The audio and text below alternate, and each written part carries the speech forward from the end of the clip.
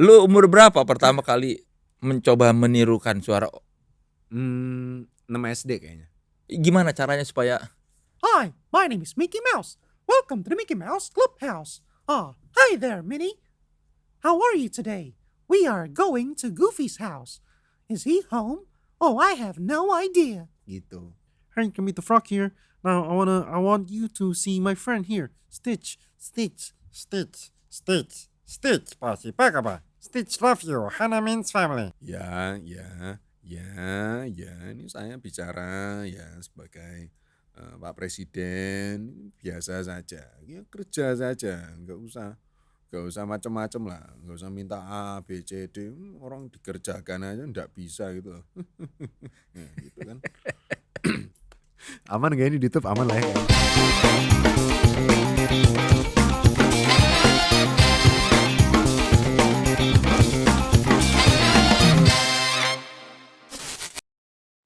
Halo teman sekelas, saya Soleh Solihun. Selamat datang di podcast Naik Kelas. Podcastnya mereka yang terus berkarya namun tetap otentik. Bintang tamu saya kali ini seorang aktor pendatang baru di industri film Indonesia yang menghebohkan dan mulai dilirik banyak sineas. Seorang yang mengawali karirnya ke industri dari menirukan audio sehingga menghasilkan karya yang paten dan membuat orang menganggap dia sudah maksimal. Teman sekelas, boleh tepuk tangan untuk Kristo Immanuel. Yeay. Terima kasih Kang Soleh sudah mengundang saya. Terima kasih Authenticity dong. Oh ya, terima kasih Authenticity sudah mengundang saya. Love. Gue suka ngelihat cuplikan-cuplikan, terus juga ngeliat di YouTube, terus kayak merasa tersanjung gue. Berarti gue udah sekeren itu gitu. Sekeren bintang tamu yang lain gitu. Biasanya yang dikulik-kulik kan kayak karya-karyanya gitu kayak gue diundang, berarti gue udah lumayan lah gitu. Not bad lah. Lu karya yang paling lu banggakan sejauh ini apa? Big Four. Karena itu film pertama. Terus dia nomor 1 kan waktu itu sempet. Terus juga known worldwide gitu. Jadi kayak bangga aja gitu gue bisa ada di satu project yang seluar biasa itu gitu. Orang terakhir kali muji-muji lu akan Big Four kapan tuh? Yang paling lu ingat, yang paling baru aja? Paling baru kemarin. Di mana? Kemarin gue tiba-tiba lupa. Kemarin mana ya aku Beb? Yang ke itu. Kemarin gue kemana? Kok lu nggak tahu sih? Ya dia juga nggak tahu lagi. Pokoknya gue kemarin itu ke Bangkok. Ada syuting. Enggak kemarin banget, baru kemarin banget gue syuting film. Enggak, kayak ada syuting acara gitu. Terus pas nyampe dibilang, "Toh gue suka banget lu di Big Four" gitu. Terus gue kayak, aduh makasih. Dari semua karakter gue paling suka karakter Pelor. Terus gue kayak, wih seneng gitu Kang. Jadi kayak diinget karakternya di film itu. Padahal kan gue yang paling cupu gitu Kang. Maksudnya ada karakter-karakter lain. Terus gue juga dapet DM yang kayak, walaupun lu yang paling cupu tapi lu yang paling relate gitu. Karena gue di tongkrongan juga yang lain pada jago basket, gue yang paling gak bisa sendiri. Jadi pas gue ngeliat Pelor dalam tanda kutip gak bisa apa-apa saat itu, gue merasa kayak gue banget lagi kayak gitu di tongkrongan atau di grup gitu. Lu tersipu gak kalau ada pujian itu? Tersipu, gue melayang dikit kayak set gitu. Kalau kehidupan asli lu mirip nggak dengan Pelor? Lumayan sih Kang, lumayan ada beberapa hal yang mirip ya, nggak semuanya sih, cuman gue merasa kekanak-kanakannya iya, terus juga cerobohnya iya, terus gue selalu merasa jadi adek di beberapa tempat gue nongkrong, maksudnya di beberapa grup gue main gitu juga iya gitu, karena walaupun gue anak paling tua di kehidupan nyata gitu, cuman gue selalu merasa kekanak-kanakan gitu. Bahkan gue berasa adik gue lebih tua dari gue. Jadi kayak hal-hal seperti itu yang bikin gue kayak gue relate banget sama Pelor gitu. Emang lu seceroboh apa toh? Ceroboh Kang. Barusan aja barang gue ada yang hilang. Gue nggak tahu sekarang di mana. Apaan? Itu buat nge-vape apa sih buat itu hilang. Terus biasanya gue kalau pulang tiba-tiba suka di chat di WhatsApp, difotoin HP.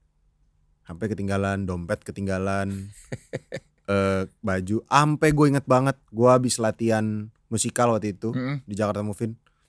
Terus gue balik lagi ke dalam gara-gara yang ketinggalan. Terus yang jaga Mas Budi namanya, Mas Budi sampai ngomong, "Mas, sorry ketinggalan." Kalau belum ketinggalan belum lengkap Mas gitu. Saking seringnya, jadi kayak kalau belum ketinggalan berarti belum Kristo ini gitu. Tapi ada yang paling mahal nggak yang sampai lu ketinggalan dan hilang? Sampai hilang HP dulu. Dulu gue punya HP pas kuliah, terus HP-nya hilang. Lagi naik motor hilang, jatuh aja gitu. Itu bukan ketinggalan kali, ceroboh. Iya sih itu ya ceroboh tapi Iya. kan. Kalau ketinggalan kemarin pas syuting parfum hari pertama casan gue ketinggalan hilang. Hari kedua gue pakai parfum, gue taruh, kelar adegannya capek kan, gue kayak aduh gak kepikiran, pulang balik lagi udah hilang. Habis itu ketiga charger lagi kalau nggak salah. Jadi gue akhirnya pakai 2 charger, dua-duanya hilang. Ya udah 3 barang ini hilang pas syuting. Istri nggak pernah ketinggalan tapi kan? Enggak. Karena kalau ketinggalan saya dibunuh. Emang lu ceroboh dari umur berapa toh? Kayaknya baru lahir pun udah ceroboh.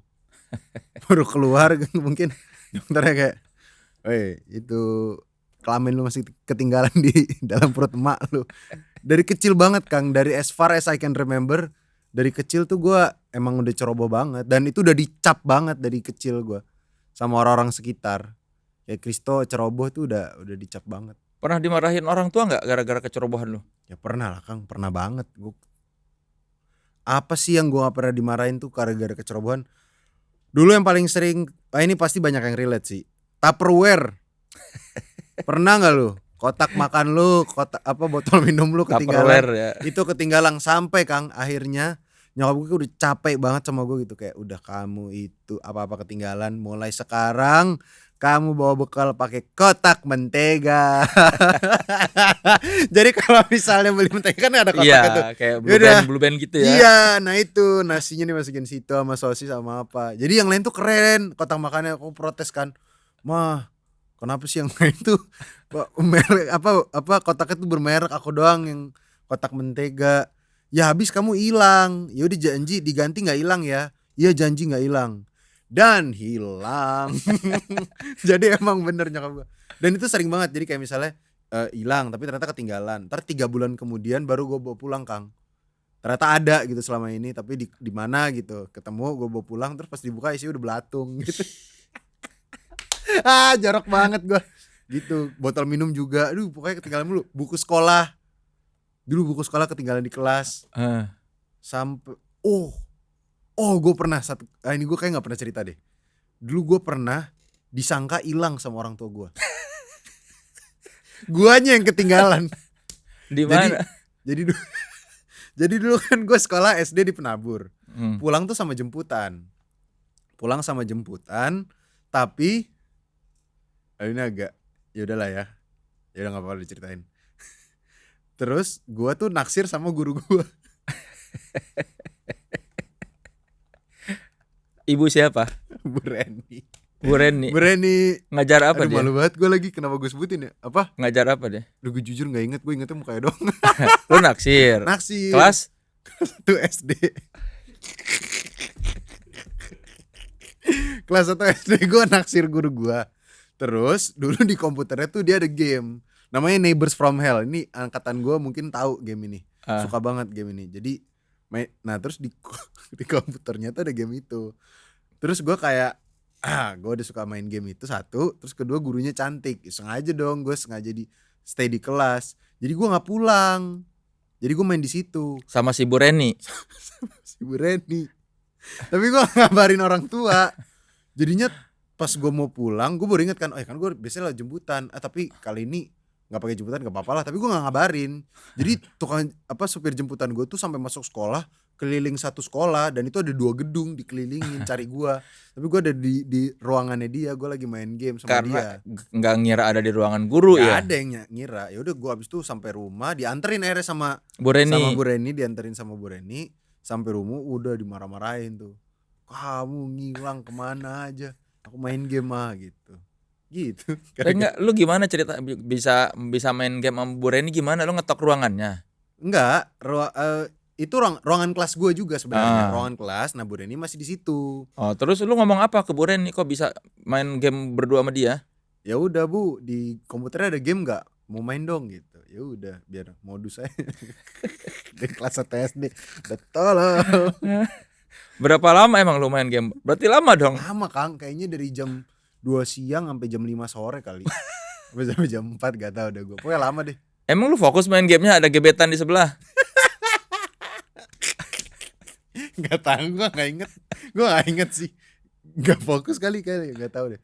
Pokoknya sambil ngobrol aja waktu itu sama Bu Reni. Yang lu ingat apa dari sosok Bu Reni dari waktu SD itu? Malu banget. Gue takut banget nih orang nonton. Gue inget banget Bu Reni tuh sampai orang tua murid juga suka sama Bu Reni. Karena dia tuh baik banget. Dia tuh baik, ceria, terus orangnya tuh hangat gitu. Sama murid dan sama orang tua murid juga hangat. Jadi banyak yang suka dan yang naksir sama gue gak cuma naksir sama gue. Yang naksir sama Bu Reni gak cuma gue doang. Teman sekelas lu Teman banyak? sekelas gue berapa tuh suka lah maksudnya kayak Iya. Bu Reni tuh cantik ya, Bu Reni tuh cantik gitu.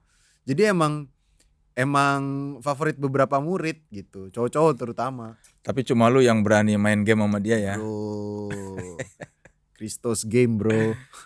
Ada di Instagram gak Bu Reni? Gak tahu, gue udah gak nyari. Udah jangan bahas Bu Reni mulu. Gue takut dia nonton sumpah. Ya gak apa-apa dong. Nama lengkapnya siapa? Gak inget Kang. SD berapa? Penabur berapa? SDK 4 BPK Penabur. Nah terus sedih sempet gue gara-gara pas gue pindah kelas 2 pas pindah kelas 2 SD, dia gak ngajar di situ lagi gara-gara dia menikah sama Pak Nanang. Pak Nanang guru penabur juga. Pak Nanang itu TU penabur. Oh iya penabur. Iya, jadi kan gak boleh kan suami istri kerja di satu sekolah. Jadi salah satu harus pindah. Gue berharap banget Pak Nanang pindah Pak Nanang. Yang pindah Bu Reni. Aduh sedih banget gua. Tahun berapa berarti itu? Lu kelas 1 SD? 2003. Ya Bu Reni yang ngajar di penabur berapa tadi? SDK 4 BPK Penabur. Iya tahun 2003 tuh silakan tuh Kristo Immanuel. Itu berarti perempuan pertama yang sosok perempuan pertama yang lu taksir gitu. Iya bisa dibilang gitu sih. Oh enggak, ada dulu pas TK. Ada satu cewek namanya Wina. Nah kalau itu gue beneran cari Kang. Gue bener bukan naksir kayak bukan sekarang masih naksir tapi lebih ke penasaran. Ini orang tuh sekarang di mana ya gitu. Namanya Wina dulu satu TK dulu. Wina apa? Wina doang inget ya Kang. TK apa? TK Penabur juga. TK Penabur Cipinang Indah. Berarti tahun 2002. Iya kali ya 2002 2001 2002. Itu lu naksir kenapa? Karena rambutnya panjang. Udah yang lu inget itu rambutnya panjang. Rambutnya panjang. Gue mukanya bahkan gue udah nggak inget. Gak inget banget. Pokoknya dulu pas pulang, dan gue baru inget banget itu gara-gara pas udah agak gede mama ceritain, iya dulu kamu kalau pulang sekolah suka cerita-cerita bilang iya pacarku Wina gitu. Self claim. Nembak gak pernah, nyatain cinta gak pernah, main ngomong pacar aja. Astaga. Ya TK buat lagi. teman sekelas yang merasa kenal seseorang bernama Wina yang dulu TK berapa penabur mana Cipinang? Cipinang Indah. Cipinang Indah tahun 2002-an lah. Nah. Wina rambut panjang waktu TK. Tolong tampakkan dirimu atau mention di kolom komentar atau silakan mention Instagramnya Kristo. Cari dah tuh Wina dan Bu Reni. Bukan berarti mau menjalin kisah lama kan. Penasaran aja. Penasaran aja. Pasti kayak gitu tuh menurut gua kayak sesuatu yang menarik aja gitu kan. Kayak lu pernah ketemu temen yang deket banget, satu tetanggaan di satu daerah, tapi pas kelas 1 SD, 2 SD, pas udah kuliah ataupun udah kerja tuh penasaran gak sih kayak nasib lu tuh gimana ya sekarang gitu tahu. Gue tuh sering kayak gitu kepikiran tiba-tiba, lu gimana ya sekarang gitu. Dan itu tuh lumayan sering di banyak orang yang pernah ada di hidup gue di dulu. Oh, emang ada lagi selain itu yang lu penasaran dan belum ketemu? Ayo, selain Bu Reni dan Wina siapa lagi yang pengen lu ketemu? Levrando dulu. Itu siapa? Itu teman gue pas SD. Dia itu dulu pas gue kelas 6 SD di Medan, itu temen deket gue banget. Dia bahkan lumayan sering untuk nginep di rumah gue. Nah dia tuh teman baik gue, orang pertama yang nemenin gue di sekolah. Karena dulu pas pindah ke Medan itu gue dibully kan, dibully. Dibully Nah, kenapa? karena anak baru aja jadi nggak disukain gitu. Nah yang nemenin gue tuh Levrando, dan gue inget banget Levrando tuh baik banget. Dan gue dulu dengar ceritanya dia ternyata orang tua itu udah nggak ada, jadi orang tua itu dua-duanya passed away gara-gara kecelakaan di kalau nggak salah dari Brastagi atau menuju Brastagi gitu. Dan Levrando juga ada di situ saat itu, tapi Levrando selamat, orang tuanya enggak. Nah itu gue kasihan kan ceritanya. Terus tapi dan memang anaknya baik, dan akhirnya udah lama gak ketemu. Terus kemarin gue sempat ke Medan nyari Levrando. si Levrando, terus nggak tahu gimana kabarnya. Dengar dia sudah jadi Romo atau Frater gitu, tapi nggak ketemu, jadi nggak tahu. Nama lengkapnya siapa? Aduh, Levrando doang Kang ingetnya. Gue kayak cuma inget nama depan orang-orang. SD apa? SD Ignatius Ada Medan, pokoknya cuma satu. SD Ignatius Medan. Santo Ignatius Medan. Levrando berarti itu kira-kira 2009. 2009 enggak dong. Iya 9, betul. Ya kan, kira-kira tolong kalau ada yang mengenal Romo atau pendeta Frater. Frater itu apa? Pastor. Frater tuh sebelum Romo. Oh, sebelum Romo. Iya kayaknya. Yang bernama Levrando dulu sekolah di SD Ignatius Medan 2009 kelas 6 ya. Berarti lu angkatan 2009 kan? Ya. Tolong kasih tahu tuh. Berkumpullah bersama Wina dan Ibu Reni. Asosiasi orang-orang yang dicari Kristo Immanuel. Kok gue jadi creepy gitu kesannya? Oh enggak dong, itu kan enggak. namanya kangen. Oh iya Kang. Bukan creepy. Kalau creepy kan lu stalking. Oh iya benar. Ya, kalau ini kan jelas. Iya benar. Lu ngasih tahu lu kangen mereka. Kalau creepy kan lu. Oh iya. Ini normal. Okay. Berarti lu tinggal di beberapa kota dong? Ya, dulu pindah-pindah, sempat tinggal di Balikpapan, di Cikarang, di Bali, sempat di Medan, terus di Jakarta, sampai akhirnya di Tangerang. Bapak lu kerja apa kok pindah-pindah? BNN. Enggak dulu papa juga pindah-pindah. Jadi dulu papa sempat di Mead Johnson, terus sempat pindah ke Nokia, terus sempat pindah ke, ya pokoknya itulah, ada beberapa tempat pekerjaan papa dulu pindah-pindah, dan setiap kali pindah seringnya dipindahin kota juga. Oh, paling lama berarti di kota apa? Paling lama di Medan sih. Kalau luar kota ya, Iya. maksudnya. Kalau luar kota Medan, 2 tahun di Medan. Kalau papa bahkan kayaknya 3 tahun. Jadi setahun pertama gue masih di Jakarta dulu, baru tahun kedua ikut papa ke Medan. Kelas 5, kelas 6 berarti di Medan. Enggak, kelas 6, kelas 7. Oh, kelas 1 SMP ya? Iya. 1 SMP di Medan, kelas 2 pindah ke Cikarang. Di antara semua kota itu, kota mana yang paling membentuk lu? Medan itu membentuk gue paling. Kenapa? Wah, gokil sih itu kota asli. Itu kota paling keras menurut gue, tapi paling solid gitu. Ya solid juga keras sih aslinya. Iya. Cuman gue pas pindah tuh kayak culture shock gitu Kang. Pas pindah cuman pernah dengar soal bullying yang The Glory gitu. Kalau sekarang lagi rame The Glory kan. Itu tuh dari desas-desus doang. Pas dipindah itu kayak, oh ini rasanya gitu, dibully yang benar-benar wow gitu. Tapi pas udah deket, pas udah nggak dibully lagi, maksudnya itu ada fase di mana dibully kan karena anak baru. Tapi pas udah temenan deket, malah deket banget tuh sama teman-teman di Medan dibanding yang dulu gua 5 tahun di Jakarta ya. 5 tahun kan di kelas 1 SD sampai kelas 5 SD Jakarta. di Jakarta. Secara pertemanan justru sepaling solid tuh justru pas di Medan. Padahal cuma 2 tahun gitu.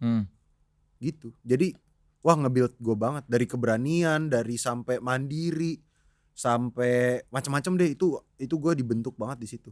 Emang dibulinya kayak gimana? Didorong, terus lagi lari gitu diselengkat bisa. Mencelakakan ya? Iya lumayan. Terus kayak ngejek-ngejek nama orang tua, biasa kan. Itu terus banyak deh, gue nggak inget sih most of it, tapi banyak. Terus juga kalau ada beberapa, ini oknum ya, nggak semuanya, cuman ada beberapa oknum guru yang kalau zaman sekarang udah nggak dinormalisasi, tapi di zaman itu, di saat itu sesuatu yang normal gitu, yang kayak ininya tuh diteken, pernah gak sih Kang lu di ininya diteken tuh yang set gitu sampai dicubit, ditarik, sakit banget. Terus kayak pinggang dicubit gitu. Kalau ayo jawab nomor 3 berapa? 360 salah, makin kenceng. 370 salah gitu. Set, makin kenceng sampai bener gitu. Kalau salah terus ya dicabut tek. Saking itu sakit banget itu. Itu di Medan tuh bener-bener ngebangun gue banget sih. In a good way juga, maksudnya in a very very good way. Karena pertemanannya solid banget. Lu jadi orang yang lebih berani sejak Berani, mandiri, karena belajar naik angkot di situ. Belajar pergi sendiri di situ. Belajar pulang sekolah, berangkat sekolah bener-bener fully sendiri di situ juga. SMP SMA di mana? SMP SMA di Cikarang, di Don Bosco Cikarang. Dari kota besar ke kota pinggiran ya. Iya. Betul sekali. Seperti apa tuh hidup di Cikarang remaja? Hidup di Cikarang rasanya kayak di Bekasi aja gak sih, kayak Itu kan lebih jauh. iya sih, cuman ya mirip-mirip Kang, maksudnya tempat-tempat tempat nongkrongnya yang kayak kalau di Jakarta udah ada dari 5 tahun yang lalu, ini baru buka di Cikarang gitu. Apa ada tempat kopi baru setahun kemudian 2 tahun kemudian baru buka ada di Cikarang gitu-gitu. Dan kan kalau di Cikarang ya hiburan wow-nya paling cuma Waterboom Cikarang. Itu udah wow banget. Kayak Waterboom bagus, kolam renang bagus, ya udah Waterboom Cikarang. Mall cuman MLC kalau kita anak Cikarang. Apa tuh? Mall Lipo Cikarang. Oh. Itu kalau di sini Arion kali ya.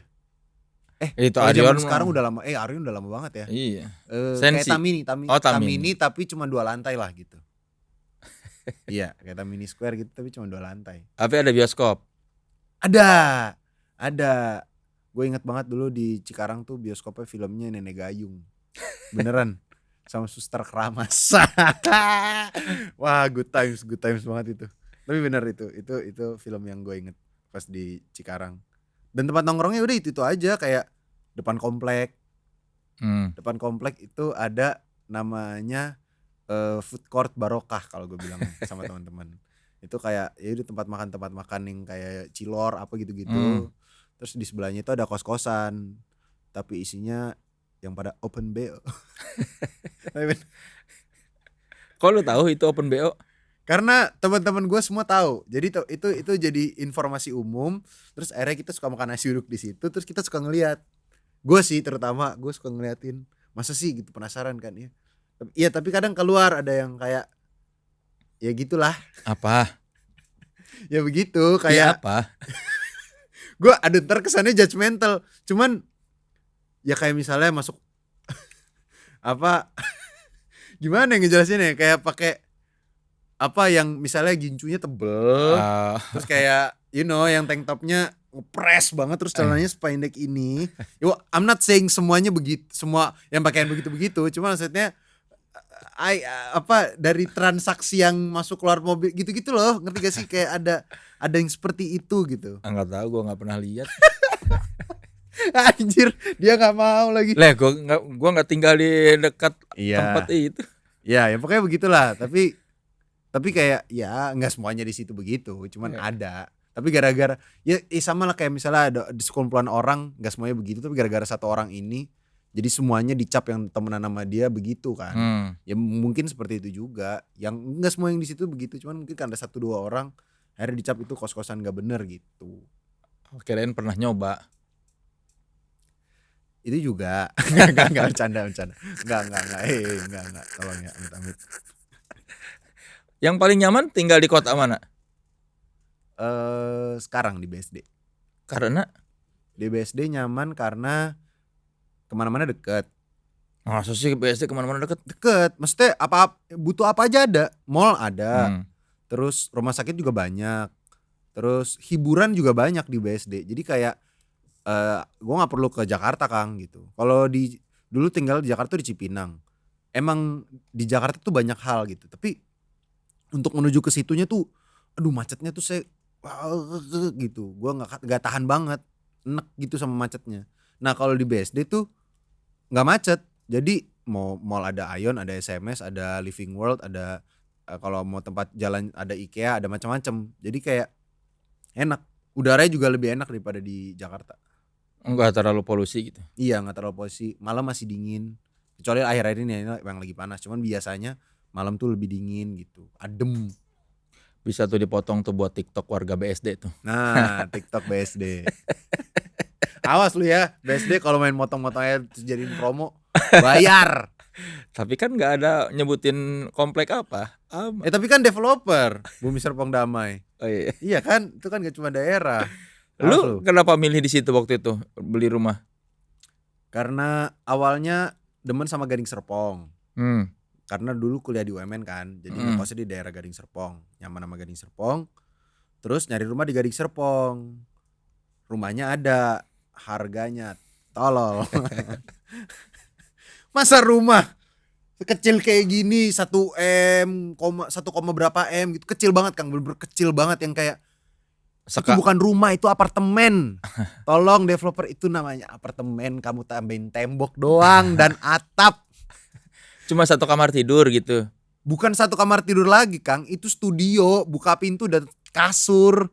Bahkan ada yang kayak buka pintu, dapur, kamar mandi, kasurnya ya di atas, jadi harus naik tangga. Jadi kecil banget. Gitu. Iya kayak gitu. Itu apartemen lantai 1 sayang namanya. Apartemen lantai 2 sorry maksudnya. Bukan rumah. Ya rumah sih, cuman maksudnya kecil banget dan harganya itu pas pertama kali tuh kayak wah 500 juta kali ya, 400 juta, buset 1, berapa M gitu, nggak make sense banget. Akhirnya cari di sekitar Gading Serpong masih mahal-mahal, komplek lamanya juga gue kurang suka.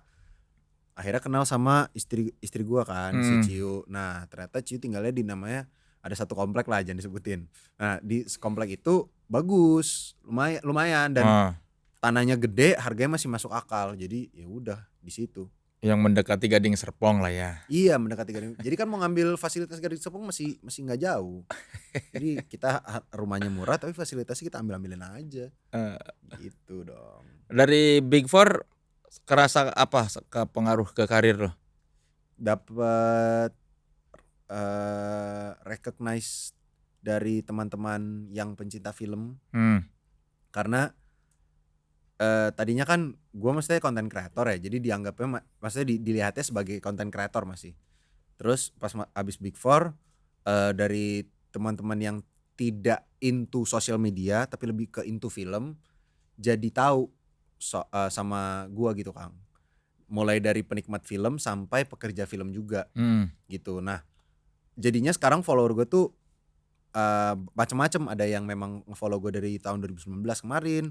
Ada yang follow gue baru bener gara-gara Big Four gitu. Jadi menarik sih, kayak sesuatu yang unik. Karena kalau dulu gue jalan-jalan kalau ada yang ngenalin udah fix berarti follower gue. Sekarang tuh ngenalin ada yang kayak abang yang main di Big Four ya gitu. Jadi bahkan nggak tahu nama gue siapa tapi dia tahu gue ada di Big Four gitu. Abang mukanya mirip yang main di film Big Four kemarin di Netflix deh. Iya betul itu saya. Wih bang, foto bang gitu. Terus lu nggak pernah mirip doang gitu? Pernah kalau ditodong suruh niruin suara Jokowi. Bang apa bisa niruin suara Jokowi? Enggak, mirip doang cabut. Karena males Kang.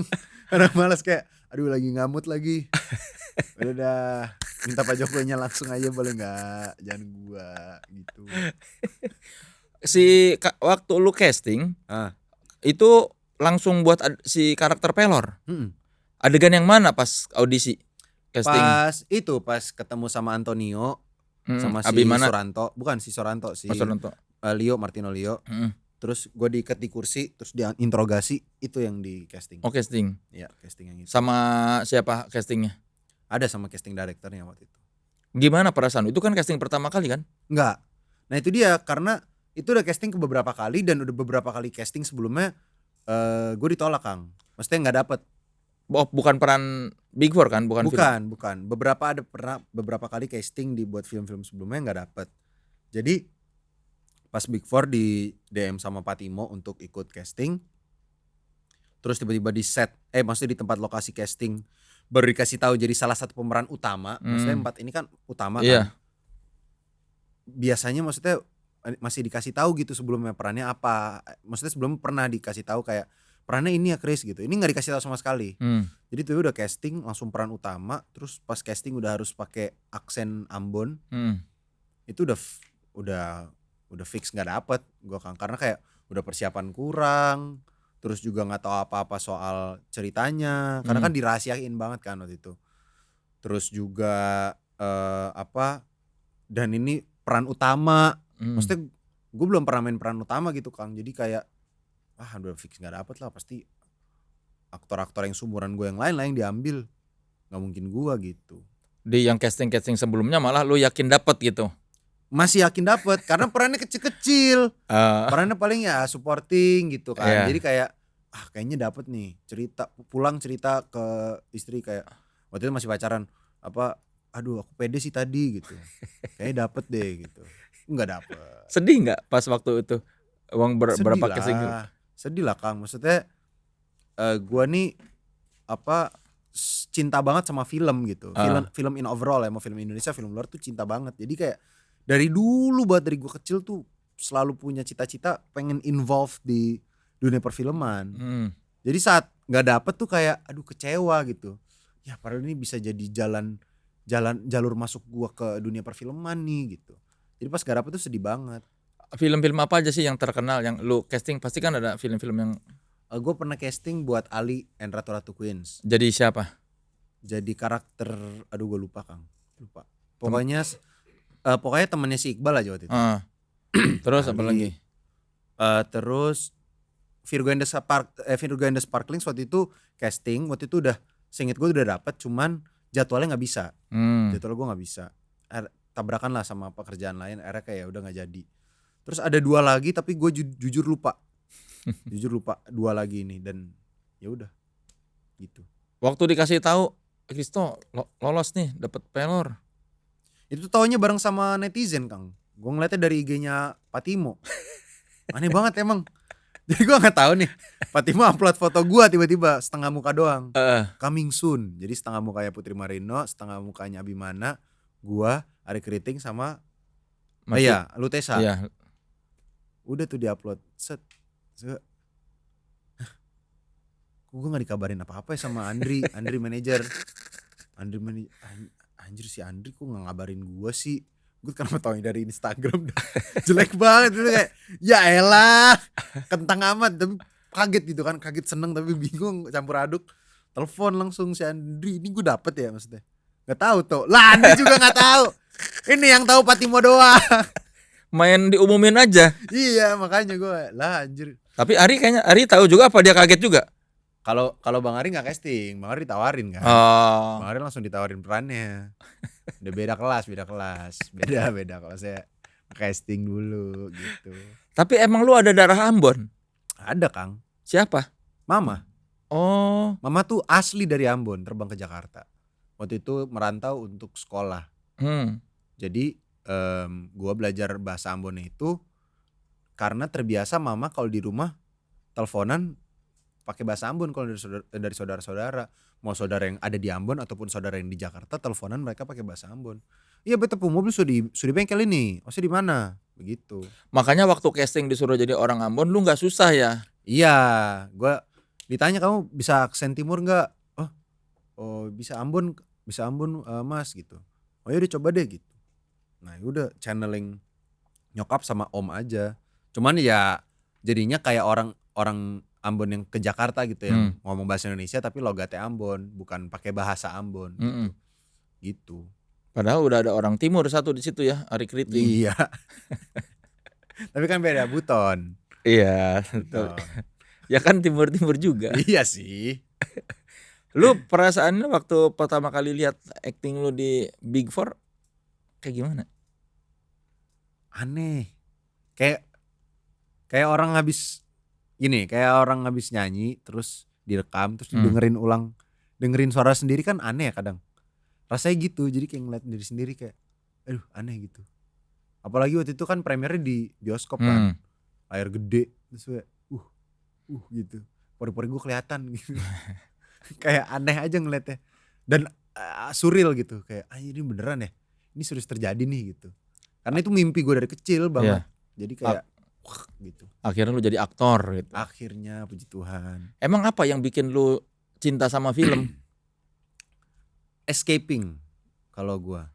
Jadi gue merasa bisa kabur dari dunia Hmm. gitu. Jadi memang dari kecil gue tuh suka imajinasi kan. Imajinasi gue dari kecil tuh cukup liar lah kalau kata nyokap gue.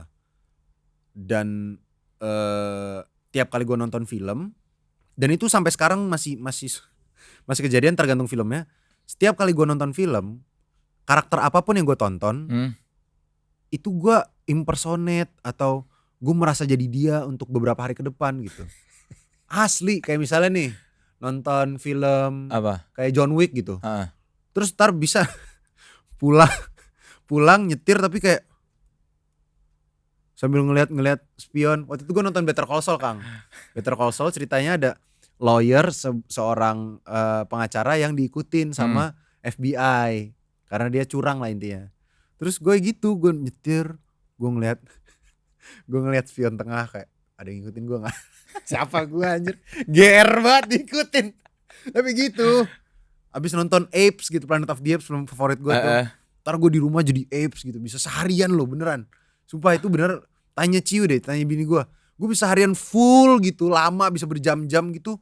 Jadi Apes gitu, terus ntar dia gue gangguin. Dia lagi masak gue gitu. Terus ntar kayak Jadi Caesar. iya jadi Caesar. Tiba-tiba lompat ke atas sofa, lompat ke atas tembok gitu. Terus gelantungan gitu kayak Caesar, no, no, apes. Caesar want food. gitu lah intinya. Udah keselak gue jadi. Minum. Kasih minum lah. Kan gak apa-apa, Kristo gak puasa. Makasih Caesar.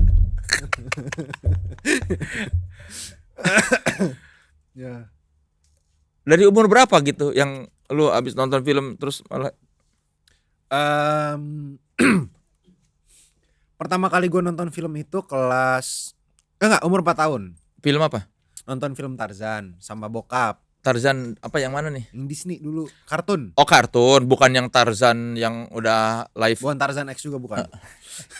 Itu mah nggak mungkin nonton sama bokap lah. Oh iya bener. Biasanya sama temen. Gini ya. Enggak dong, kalau ke zaman kita mah. Oh, Belum. iya belum. Iya tapi ya itu nonton sama bokap. Habis itu tapi mulai nggak bisa susah membedakan antara realita dengan film tuh kayaknya zaman Spy Kids. Spy Kids, oh Spy iya. Kids kayaknya itu deh.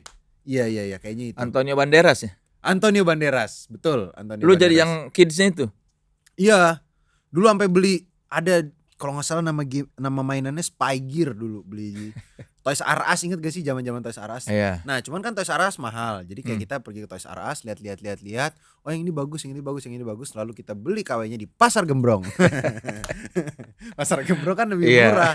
Terus mirip-mirip ya beda-beda dikit lah. Apa? Tembak-tembakan gitu. Iya, tembak-tembakan. Terus ada yang kayak ditaruh di tangan, terus di ntar ada kabel-kabelnya gitu.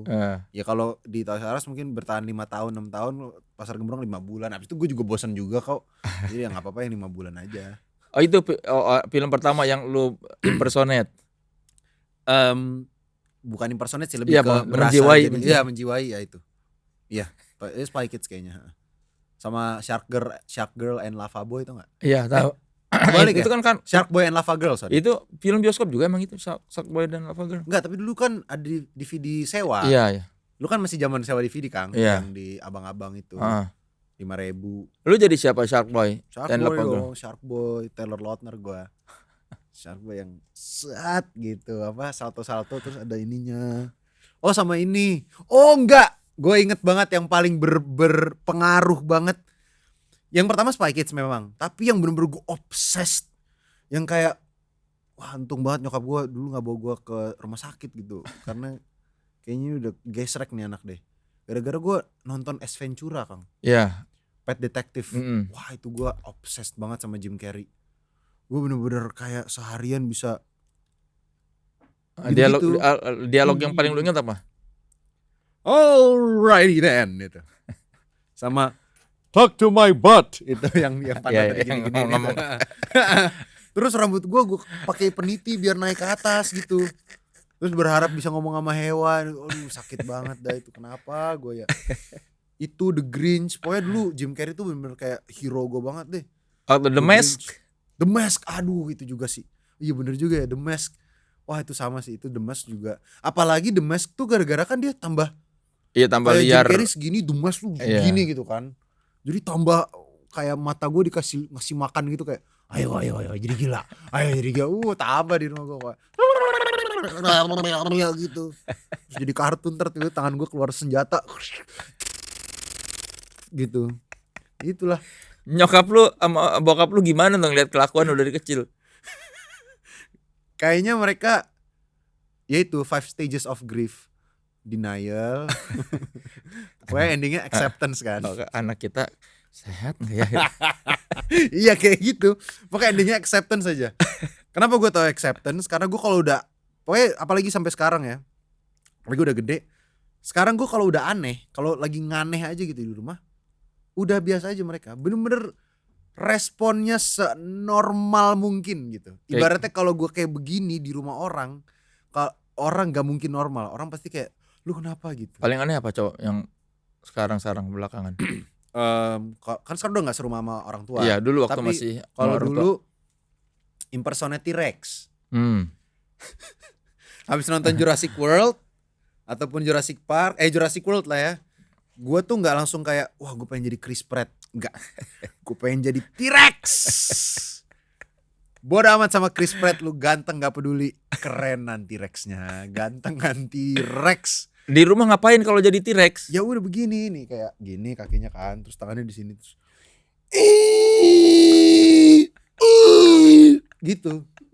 Gitu. Jadi ntar latihan di rumah. Suaranya gimana biar mirip? Oh kurang mirip, itu lebih ke singa. Terus kayak enggak kurang. Terus itu lebih ke blue. Iya, Nanti si gimana Blue. T-Rex baru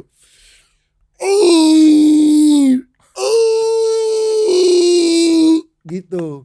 Terus ntar gitu bisa gue keluar kamar nih, cekrek. Mama lagi di ruang TV, cekrek. Terus mama gini, kamu udah makan belum? Gitu. Enggak yang kayak diem tenang, enggak. Kamu udah makan belum? Udah mah. Belum mah. Ini makan gitu. Normal aja, tidak ada yang aneh. Itu kayaknya nyokap lu bukan menanggapi normal, itu supaya lu lebih santai kali. Iya, Udah atau makan lebih ke belum? udah capek, Kang. Udah capek banget. Gue kalau nyetir, dulu kan gue tinggal di Cikarang tapi suka ke Jakarta nyamperin kakek. Kalau di mobil, waduh nyokap gue sabar banget. Itu kalau ada kamera udah jadi reality show sendiri sekarang. 15 season kali. Ngapain? Pasti di mobil gue gak bakal diem, Kang. Jadi radio di mobil nyala, itu gak relate gue. Orang-orang dengeran di mobil, sorry. Radio di sini nih. Di mulut saya. Di mobil tuh pasti ntar gue tiba-tiba habis nonton, misalnya habis nonton Tekken gitu. Ntar di mobil sama nyokap, I don't know who you are. I don't know what you want. I will find you and I will kill you. ntar nyokap ngomong, jangan lupa keluar Jatiwaringin loh gitu. Terus kayak I know where I'm going. You don't have to tell me. I will find you and I will put you at Chipinang Street.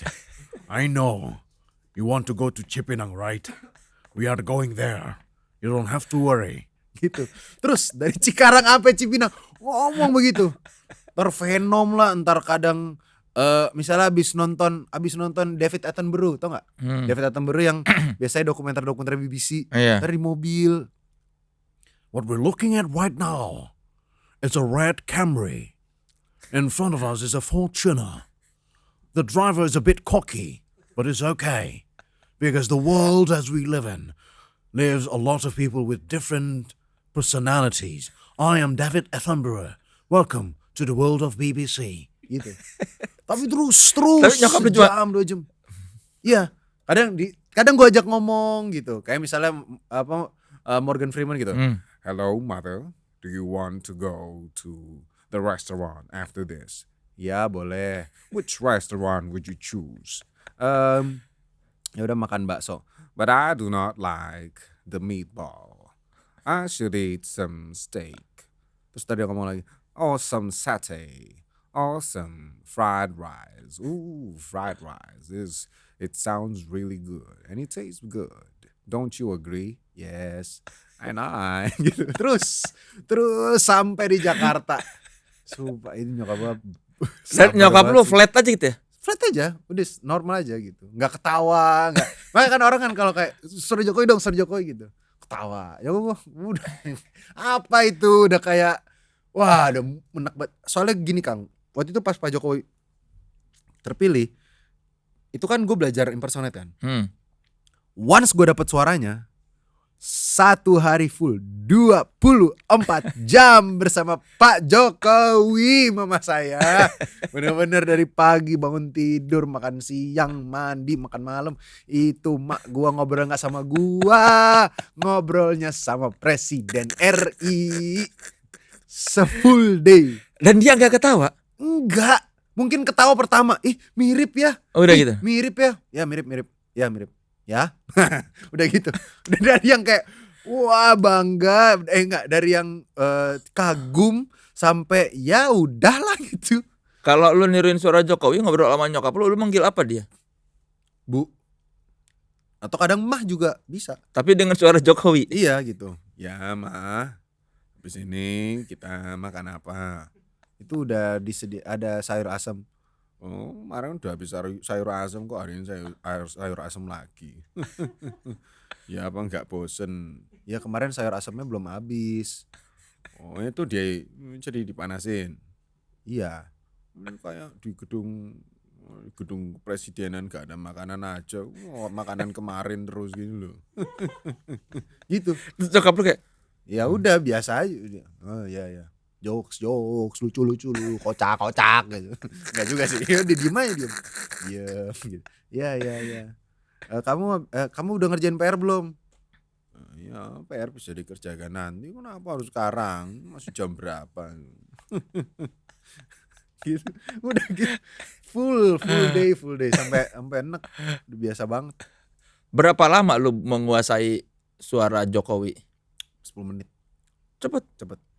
Karena ada beberapa suara yang pas gue dengerin sekali 2 kali kayak oke. Frekuensinya segini, temponya segini, lidahnya diubahnya begini. Jadi waktu terpilih jadi presiden lu langsung dengerin suaranya gitu. Ya tapi awal-awal pas dia muncul di TV, pas beliau muncul di TV tuh kayak ya udah muncul aja sampai akhirnya ada niatan untuk pengen impersonate, dengerin 1 2 ya 10 menit coba. Oh ya oke. Itu tiap suara yang lu tirukan lidah beda juga. Beda. Kalau suara Jokowi apa bedanya dengan suara lu biasa? Ininya lebih turun. Jadi kayak ya itu ininya kayak tenggorokan disebutin dikit tipis gitu. Jadi kayak ya, nah ini untuk dapetin raspnya itu harus diturunin. Jadi kayak ya. Terus pakai nasal suara hidung. Jadi walaupun rendah harus dikasih cempreng tapi tipis. Jadi ya ini saya bicara ya sebagai Pak Presiden biasa saja, ya kerja saja, nggak usah macam-macam lah, nggak usah minta A B C D, orang dikerjakan aja nggak bisa gitu. Nah, gitu kan.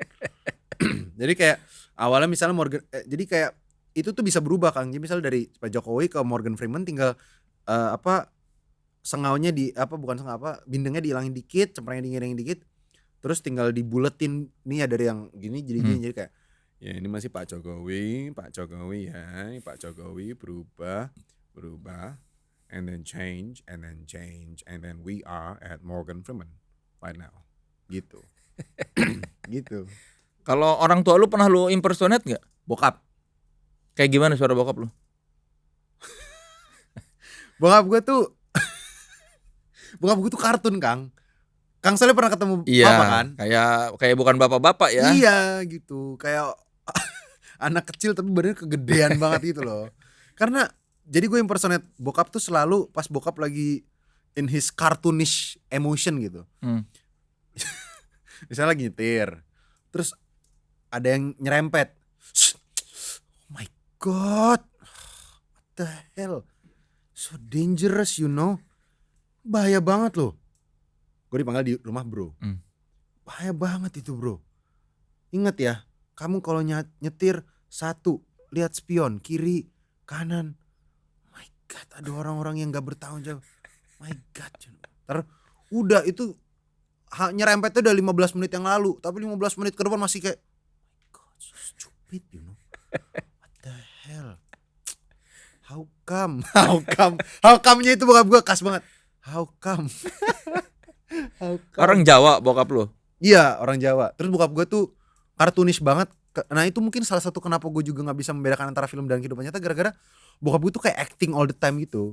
Dia kayak berasa main di film kartun atau kayak The Mask gitu all the time gitu Kang. Jadi kayak misalnya misalnya nih bokap gue udah dibilang, papa kan lagi diet, malam jangan makan coklat ya gitu. Tiba-tiba ketahuan ambil coklat dari kulkas. Gue gini dong, ayo makan apa tuh? Ntar dia gini, ambil ketahuan terus kayak, oh enggak ini cuma ambil doang, enggak. Gue pernah cerita ini ke Ciu, ke istri gue dulu. Dia gak percaya. Dia bilang, kamu tuh kalau impersonate orang suka dilebay-lebayin. Bilang, oh ya silakan. Sampai nanti saya sudah memperkenalkan kamu ke orang tua saya, lu lihat. Terus pas dia udah lihat, ketemu, pulang nih di jalan. Cuma dulu aku kira kamu pas cerita tuh kayak dilebay-lebayin, tau gak? Enggak kan? Lu bayangin gua 26 tahun. Enggak, itu masih 23 tahun hidup. Enggak percaya kalau orang gue cerita. Kalau cerita dok tuh ketemu langsung tuh begitu. Enggak gitu. Kalau bohong tuh gitu, bercandanya itu gitu. Pak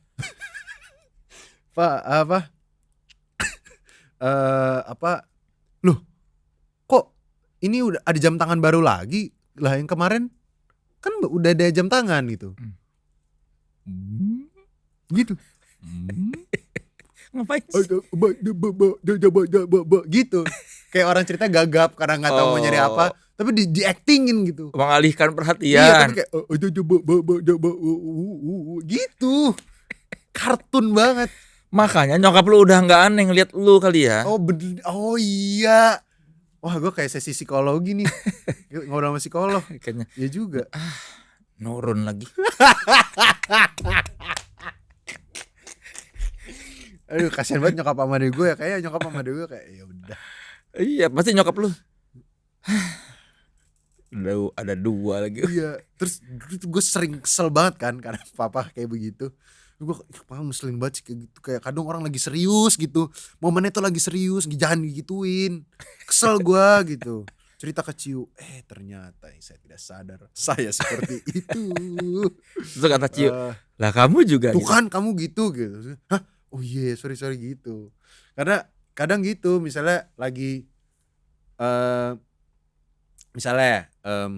mau pergi ke kondangan. Contoh ya, mau pergi ke kondangan, gua baru mau ganti baju gitu. Terus Ciu udah selesai nih. Ayo buruan, nanti telat. Oh iya, ada nyetir. Terus gua misalnya nyetir lambat, contoh ya, nyetir lambat terus dia kayak, ayo lu, ntar telat nih kita gitu. Oh, enggak telat gitu. Setelah baru kayak tuh kan digituin gue kayak, woi anjir, oh iya, waduh gitu, kayak aduh ternyata nurun, tolong gitu. Lu menjadi bapak lu. Jadi bapak gue. Terus gue kayak baru akhirnya di tengah-tengah menyadari, oh ternyata asiknya tuh di situ. Oh pantesan, ternyata seru tuh begitu. Oh gue baru ngerti rasa asiknya gitu. Lu malah bukannya malah lu memperbaiki, malah oh ternyata serunya di situ ya. Iya. Seru buat gua, kesel buat orang lain kan. Iya. Kan digituin kayak anjir ini udah beneran loh, buruan loh gitu. Gitu, aduh kacau. Jadi sekarang lu nggak akan marah kalau bapak lu gitu ya, karena lu udah tahu serunya. Tetap kesel kalau misalnya situasinya lagi serius. Jangan gitu. Tapi kan lu tahu serunya. Iya sih, aduh gimana dong. Tapi tetap kesel lah, bodo amat. Gak mau kalah gua. Kalau lu baru ketemu atau misalnya orang yang belum lama lu lihat, bisa dengan mudah lu tirukan. Tergantung. Contohnya Kemal Mana? Kemalnya Gen FM. Kemal Mohtar. Ya, Kemal Ya. Mohtar. Itu baru ketemu saat itu juga. Gue dengerin suaranya. Terus dia challenge untuk telepon istrinya, tapi gue yang nelfon. Bisa. Berhasil. Berhasil. Istrinya nggak tahu kalau itu gua. Kayak gimana emang suara Kemal? Kenapa kok Udah lupa Kang. Jadi kenapa dia mudah ditiru? karena speech patternnya gampang. Jadi tuh gini. Ada orang yang pas lu denger dari suaranya itu lu udah tahu dia siapa. Misalnya Obama, Pak Jokowi. Kenapa bisa tahu dari suaranya? Satu, suaranya distinguished. Dua, speech patternnya kebiasaan. Speech pattern itu kebiasaan banget. Misalnya Pak Jokowi, ya mana gitu. Oh. Nah, enggak bisa juga gitu. Khas gitu ya. Iya, kayak misalnya Ko Ernest. Hmm. Itu kan kalau lagi mikir,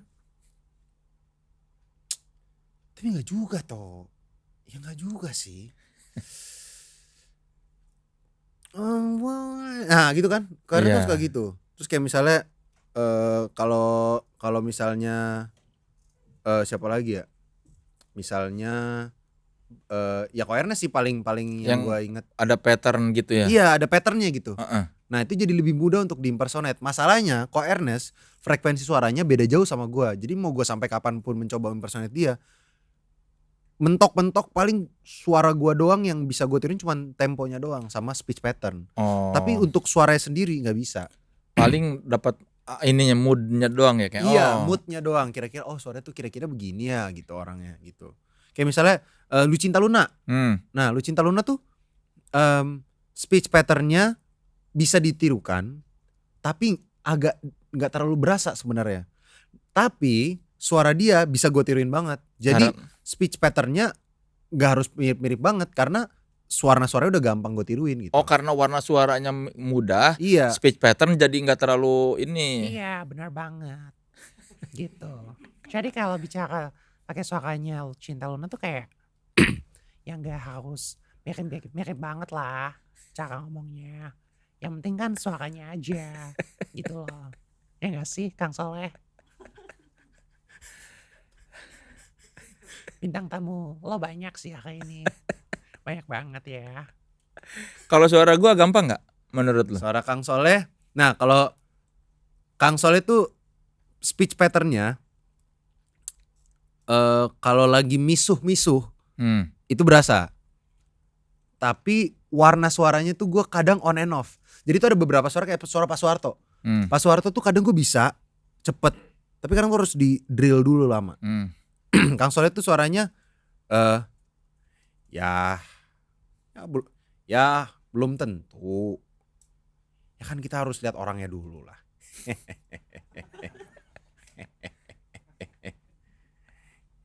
Ya namanya juga orang baru.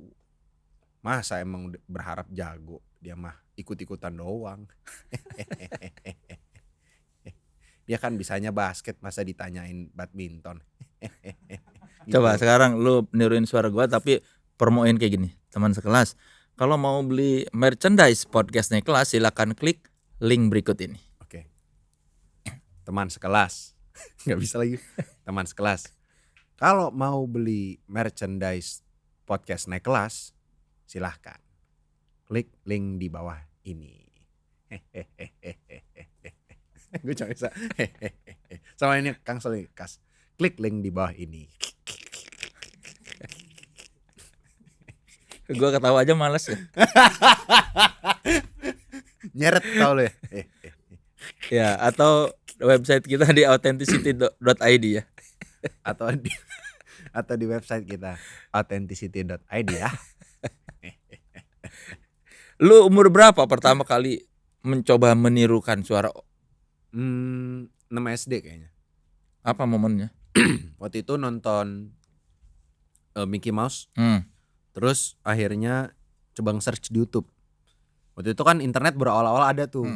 Nah yang ngajarin internet nyokap yang ngajarin, oh ini Facebook, ini YouTube gitu. Oh, terus kayak oh gitu, terus akhirnya buka YouTube. Terus nyokap ajarin cara pakainya.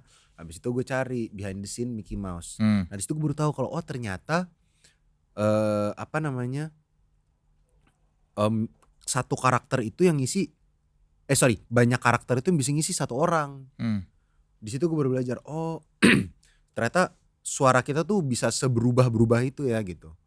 Akhirnya barulah belajar di situ yang namanya falsetto, terus yang suara bass, suara cempreng, raspy voice, suara perempuan segala macam, baru gabung-gabung Akhirnya dari situ deh, dari kartun awalnya kayak Mickey Mouse dan teman-temannya, SpongeBob dan teman-temannya. Baru pindah ke pas SMA, SMP lah, SMP akhir tuh ke orang tokoh-tokoh Indonesia kayak Pak Mario Teguh. Nah, habis itu pas SMA itu baru ke luar. Kayak misalnya kayak Brad Pitt, terus Christopher Waltz, terus Morgan Freeman dan segala macam gitu. Apa motivasinya kok waktu itu pengen belajar nirun gitu waktu lihat Mickey? Karena gue merasa itu hobi yang kayaknya bisa gue tekuni, Kang. Karena waktu pas kelas 6 SD tuh jati diri gue tuh kayak masih belum terbentuk gitu gue merasanya. Kayak gue main basket gak bisa, main bola futsal gak bisa, cuman bisa berenang, sedangkan kolam renang ribet kalau berangkat dulu gitu kan. Dan teman-teman yang gue ajak berenang bareng tuh jarang ada gitu kan. Gue juga merasa itu bukan sesuatu yang dinormalize gitu loh di sekolah, yang kayak ntar sore mau berenang bareng gak, itu kan aneh gitu. Ih, ngapain sih ngajak gue berenang gitu kan. Kayak ini aneh banget lo gitu. Jadi kayak apa ya, gue ngapain ya gitu, yang gak harus ngajak temen, bisa main sendirian aja. Terus akhirnya nemu itu, impersonate itu. Akhirnya ya udah dari situ deh. Dan imajinasi gue soal film jadi tambah tebel jadinya, Kang. Kayak pulang selama ini kan kayak misalnya Jim Carrey cuma bisa kayak gitu doang. Tapi gara-gara belajar impersonate udah bisa personality-nya gue dapetin, suaranya gue ambil gitu. Jadi bisa tambah berasa real. Suara pertama yang bisa lu tiruin Mickey Mouse. gimana caranya supaya Jadi awalnya itu diajarinnya kalau sama tutorial di YouTube itu dia yang penting falsetto dulu. Jadi kayak kayak orang nyanyi kan kayak Nah habis itu tinggal ngomong biasa kayak "Hi, I'm Mickey Mouse." Nah ini kan falsetto. Habis itu lidah belakangnya diturunin. Jadi kayak Jadi kayak Baru dari sini kayak, "Hi, my name is Mickey Mouse. Welcome to the Mickey Mouse Clubhouse. Hi there, Minnie. How are you today? We are going to Goofy's house. Is he home? Oh, I have no idea." gitu. itu ada di YouTube tutorialnya gitu? Ada. Jadi kalau di YouTube itu tutorialnya waktu itu Mickey Mouse, terus Donald Bebek apa. Nah tapi dari gara-gara Mickey Mouse dan Donald Bebek itu gue baru sadar sama otot lidah. Apa Dari tuh? otot lidah tuh, misalnya lidah tuh bisa diginiin, bisa dilipat ke belakang, bisa dilipat ke dalam. Jadi kayak misalnya nih dengan suara yang sama, gue bisa mendapatkan dua orang yang berbeda cuman dengan cara ngelipat lidah. Misalnya lidah gue kalau gue giniin, jadi belakangnya dilebarin, itu dapetnya Stitch. Hi, I'm Stitch. Dapatnya Kermit the Frog. Hi, Kermit the Frog here. Hello, I'm Kermit the Frog. Hi there, Miss Piggy. Kermit the Frog here. Wanna talk to you? Gitu. Ini kalau lidahnya diginiin. Sedangkan suara yang sama, lidahnya diginiin, dilipat ke belakang, itu jadi Stitch. Jadi kayak Hi, Kermit the Frog here. Now I want you to see my friend here. Stitch. Pasti apa? Stitch love you. Hannah means family. gitu. Gitu. Jadi kayak suara yang sama tapi tinggal diubah aja lidahnya.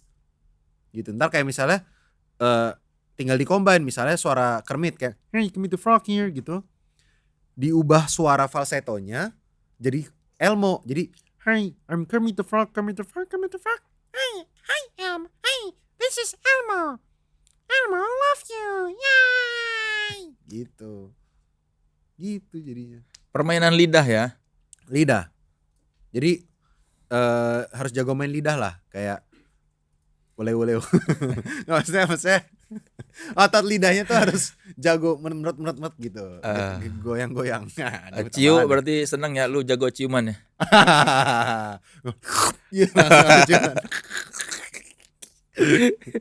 Kalau lidahnya Putri Marino rasanya apa? Rasanya ya seperti lidah pada umumnya, Kang. Ada liur-liurnya, ada asin-asinnya di sini gitu. Ya normal-normal saja, tidak ada bedanya kok, normal aja. Lu kaget gak? Kan itu di luar skrip kan? Iya. Waktu Putri ngejilat itu. Sebenarnya di luar skrip, tapi sebelum tag Pak Timo nanya dulu tetap. Kayak toh lu keberatan gak kalau misalnya Putri Marino jilat muka lu gitu. Ya gua yang keberatan Putri Marino gak? Gua mah ya bebas anjir. Lagi keringetan lagi lu ya? Iya, itu dia, muka gue tuh udah bau bau keringet, bau minyak, kan disemprot minyak kan. Mana minyak yang banana boat yang bau pisang. Nah, minyak gue udah minyak pisang lagi. Udah bau minyak pisang, terus juga ada butir-butir pasir. Buset deh, itu nggak tahu deh pas dia jilat rasanya apa. Nano-nano kali. Wah, Berapa- manis asam asin rame rasanya. Berapa take? 4 kalau nggak salah. Jadi lu 4 kali dijilat. Iya. Gonya sih nggak apa-apa, gonya kasihan dianya kayak terus dia kayak Kristo maaf ya gitu. Enggak gitu. Kristo maaf ya. Jadi karena lidahnya. Dan itu take-nya jadi harus banyak gara-gara si Putri Marino itu, Kak Putri source lightingnya cuma satu dari sebelah muka gue doang dari sini nih. Ada tembok yang bolong. Iya. Jadi lightingnya dari situ doang. Jadi dia harus pas. Jadi nyari lighting sambil ngejilat muka. Mau profesional banget tuh orang dah. Cut. Oke, udah dapat belum lightingnya? Oh tadi kurang dikit. Oke. Gue kayak anjir lu gimana tuh caranya tuh nyari lighting sambil ngejilat gitu kayak ya udahlah gue diem aja. Absurd banget itu kejadian tuh. Aneh banget sampai sekarang gue kalau ingat lagi aduh aneh banget. Ternyata kalau dipikir-pikir aneh banget ya gitu.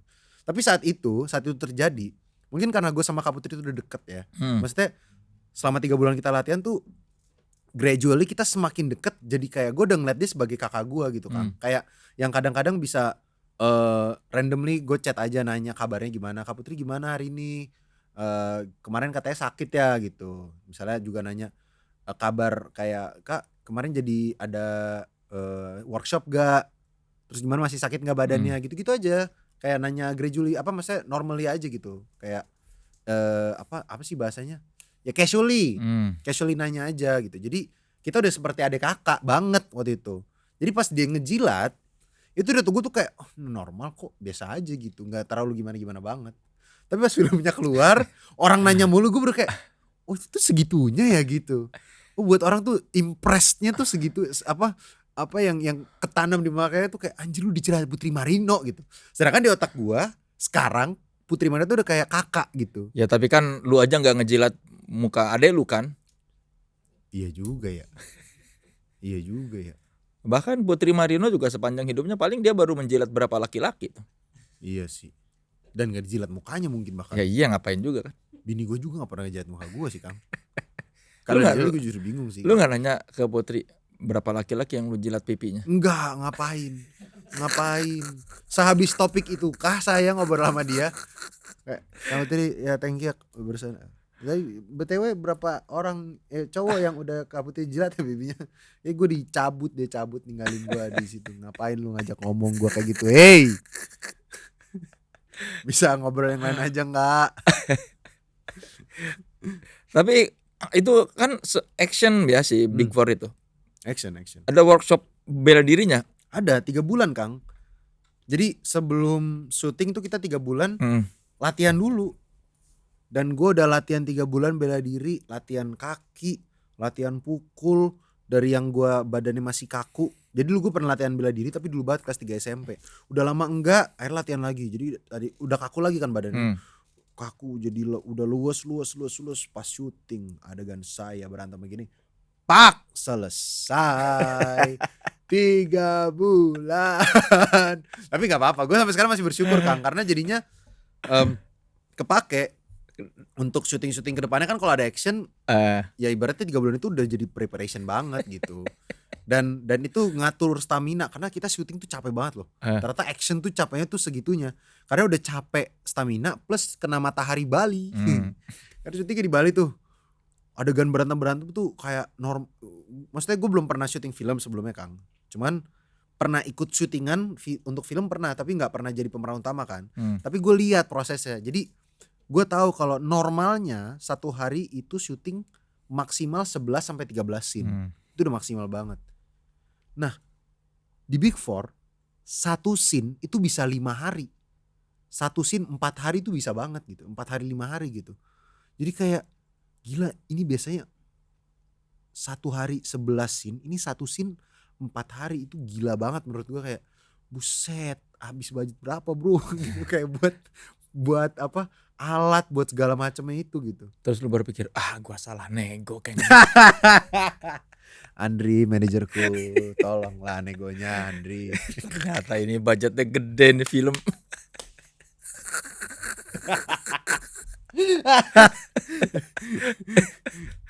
Ya juga ya, pantesan yang berubah cuman impression di IG, tapi secara uang nggak terlalu berubah. Ternyata gara-gara itu rupanya. Ya tapi itu akhirnya ngaruhnya ke stamina Kang. Mm. Karena pas latihan 3 bulan itu ibaratnya dibikin capek banget. Jadi pas syuting kayak ya udah gitu biasa. Lu ngerasa fisik lu udah paten banget ya gara-gara Iya. workshop gitu. banget. Dulu bela diri apa? Kempo. Oh, Sorinji kuncian gitu kalau kempo ya. Kempo tuh Bantingan apa? katanya ibaratnya kayak aikido dicampur karate. Hmm. Jadi fokusnya ke dua-duanya. Jadi pukulan dan tendangan, tapi kuncian dan bantingan juga. Gitu. Kalau aikido kan fokusnya di kuncian dan bantingan. Kalau karate kan pukulan dan tendangan. Ini semuanya dipelajarin. Cuman jadinya ya, ini setahu gue ya, dari ilmu yang awam gue adalah ya tendangan dan kakinya tidak akan sefokus karate, dan kuncian dan bantingan tidak akan sefokus aikido. Cuman kita jadi dapetin 4-4-nya gitu. Berapa tahun lu ikut kempo? Kayak 2 tahunan deh. Iya sekitar 2 tahun lah. Dulu kenapa Ikut kempo. Jadi memang gue sebenarnya tertarik sama bela diri, cuman nggak pernah akhirnya get into it. Terus akhirnya bokap yang ikut kempo duluan di Atmajaya Semanggi, di kampus itu ada UKM kempo. Terus bokap gue kan gitu ya, SKSD, terus kayak nekat. Dia kan gitu. bukan mahasiswa situ. Nah, bingung gak lo? Sama. Dia bapak-bapak kan. Nah, masuk ke situ. dosen aja bukan. Kerja di Atmajaya enggak juga. Tinggal di mana? Cikarang. Nah tuh, bingung gak lo? Gue bingung banget Kang, kayak Pah, ini kita latihan kempo di Semanggi banget, kita tinggal di Cikarang jauh. Ngapain? Gue naik AO tiap minggu. Ada namanya bis AO Kang, 25.000 inget banget gue. Cikarang Semanggi. Cikarang Semanggi, turunnya pas di Komdak. Hmm. Tiap minggu gue ke situ. Berantemnya latihannya sama anak-anak kuliah. Yang lain pada ngomongin, lu jurusan apa, lu jurusan apa. Gue ditanya, lu jurusan apa toh? Gue jurusan Jakarta Cikarang. Mohon maaf banget, gue belum kuliah, gue masih SMP. Ini gue sama bapak gue juga udah telat kuliah, udah zaman dulu. Dan kuliah bokap gue juga bukan di Atmajaya loh bahkan. Setelah gue pikir aneh banget ya ternyata. Bahkan kuliah bokap gue gak di Atmajaya gitu. Lu temuin di mana sih? Lah dia bisa nyari tahu dah dia. Nggak tahu, gue juga Kang. Gue juga nggak tahu. Aneh banget deh itu, aneh banget latihannya di. Maksudnya kenapa lu nggak sekali? Setelah dipikir kenapa? Kenapa di situ ya? Kenapa nggak sekalian di tempat gor yang emang latihan kempo gitu? Kenapa di UKM gitu kan? UKM lagi. Iya. UKM tuh buat mahasiswa. Iya makanya aneh banget. Duh aneh banget. Lu nggak nanya sama bokap? Nggak. Kenapa kita kesini Pak? Enggak. Bokap gue pokoknya ini kamu butuh belajar bela diri ya, supaya kamu nanti kalau misalnya di tengah jalan ada orang jahat, kamu bisa ngebela papa, bisa ngebela mama, bisa ngebela adik. Jadi kamu tahu cara bela diri. Tapi gue nggak pernah menanyakan kenapa gue di situ latihannya. Itu tuh kenapa, entah kenapa nggak pernah terlintas di kepala gue tuh, nggak pernah loh. Padahal kan di Cikarang pasti ada lah yang tempat latihan bela diri. Harusnya ada. Harusnya ada, makanya. Nggak tahu deh, mungkin kan Cikarang kayak kadang tempat makannya suka telat 1-2 tahun, mungkin kempo juga kali. belum masuk. Tapi kan Waktu nggak ke itu. UKM juga itu. Iya sih. Yang random, Iya, yang random bahkan tidak ada urusannya dengan Atmajaya. Iya random banget Kang, random banget. Jadi teman-teman gue waktu itu pas daftar di Atmajaya mau kuliah, mereka baru mau masuk, gue udah hafal gue. Perpus tuh lu tau perpus di mana nggak? Gue anterin, lu mau ke kantin, ayo. Apa? Gue udah hafal banget Atmajaya. Ada lobbynya ada 2, terus ada aulanya gitu, udah hafal banget gue. Padahal nggak pernah kuliah di situ, aneh banget. Itu mahasiswa sana juga nggak nanya lagi loh. Om Iya, kenapa iya kesini juga. Om? Iya nggak pernah nanya sih mereka. Mungkin dikira dosen kali. Dikira anaknya dosen kali. Jadi nggak berani ditegur juga. Bapak lu emang aneh berarti ya? Unik bapak. Iya aneh, unik banget. Bapak gue tuh. Nah impersonate juga partly kayak karena bokap. Kenapa? Karena bokap itu selalu. Kalau misalnya kita pindah ke daerah, bokap tuh punya kepercayaan. Lu harus pelajari bahasa orang supaya mereka itu merasa dihargai. teorinya bagus. Bener dong. Iya. Kayak kita menghargai culture orang lain. Teorinya bagus, bener. Tapi masalahnya bokap gue tuh kalau impersonate kedengarannya ngejek. Bukan menghargai, lebih ke ngehina. Kayak Jadi gimana? kedengarannya. Misalnya gimana? Misalnya kita waktu itu lagi jalan di Garut kalau nggak salah. Garut, nyasar. Lewat mana nih ya? Ngomong ke gua, bro, kan gue dipanggil bro kan, bro. Nih, papa mau nanya ke warga sekitar, ya. Kita itu harus bisa membuat mereka merasa dihargai dengan cara kita kalau ngomong mereka pakai bahasa sini. Orang Garut ngomongnya pakai bahasa Sunda, jadi kamu harus bisa bahasa Sunda sedikit-sedikit. Gak apa-apa banyak, gak apa-apa. Tapi yang penting ngerti. Apa kamu ngerti sedikit supaya orang tuh merasa kayak dihargai gitu. Oh iya, oh gitu ya Pak, iya. Lihat ya gitu. Udah nih, turunin jendela gue lihat, bokap gue turun. Kang, ini teh saya nyasar gitu-gitu. Saya teh harus kemana gitu. Oh gitu. Coba, Pak, coba mending gak usah ngehargain. Asli. Bukan ngari, jadi kayak gak ada harganya malah sekarang. Aduh tolong, ini mah tolong banget. Kadang juga ngomong sama adenya nyokap. Adenya nyokap orang Ambon. Sama teorinya dia sama. Harus merasa biar orang dihargai. Pakai logat Ambon. Apakah logat Ambonnya seperti pelor? Oh tidak. Kayak gimana? Pelor jauh lebih baik. Jauh bokap gue tuh. Misalnya om gue kan ngomong, iyo mas. Misalnya ditanyakan, tadi nyerempet mobil. Iyo mas, saya tadi sudi depan toh.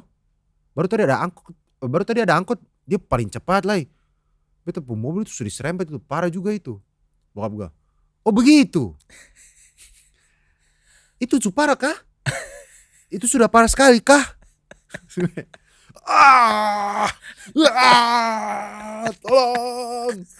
Tolong, keluarkan aku dari sini. Saya tidak mau melihat kekerincan ini gitu.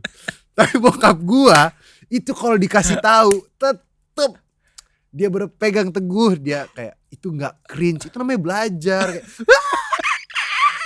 Berapa orang yang ngasih tahu dia? wah, semua gua, adik gua, nyokap gua, semua itu satu keluarga udah dikasih tahu, Kang. Tapi that's why I love him gitu. Kayak dia tuh udah dikasih tahu, sumpah kayak karakter sitkom gitu, kayak karakter sitkom Netflix gitu loh. Yang kayak udah dikasih tahu, tetap karakternya firm, kayak penulisnya udah tahu nih. Ini penulis karakter bokap gue tuh udah kayak enggak. Season 4 diubah. Enggak. Tetap sih karakternya tetap gitu.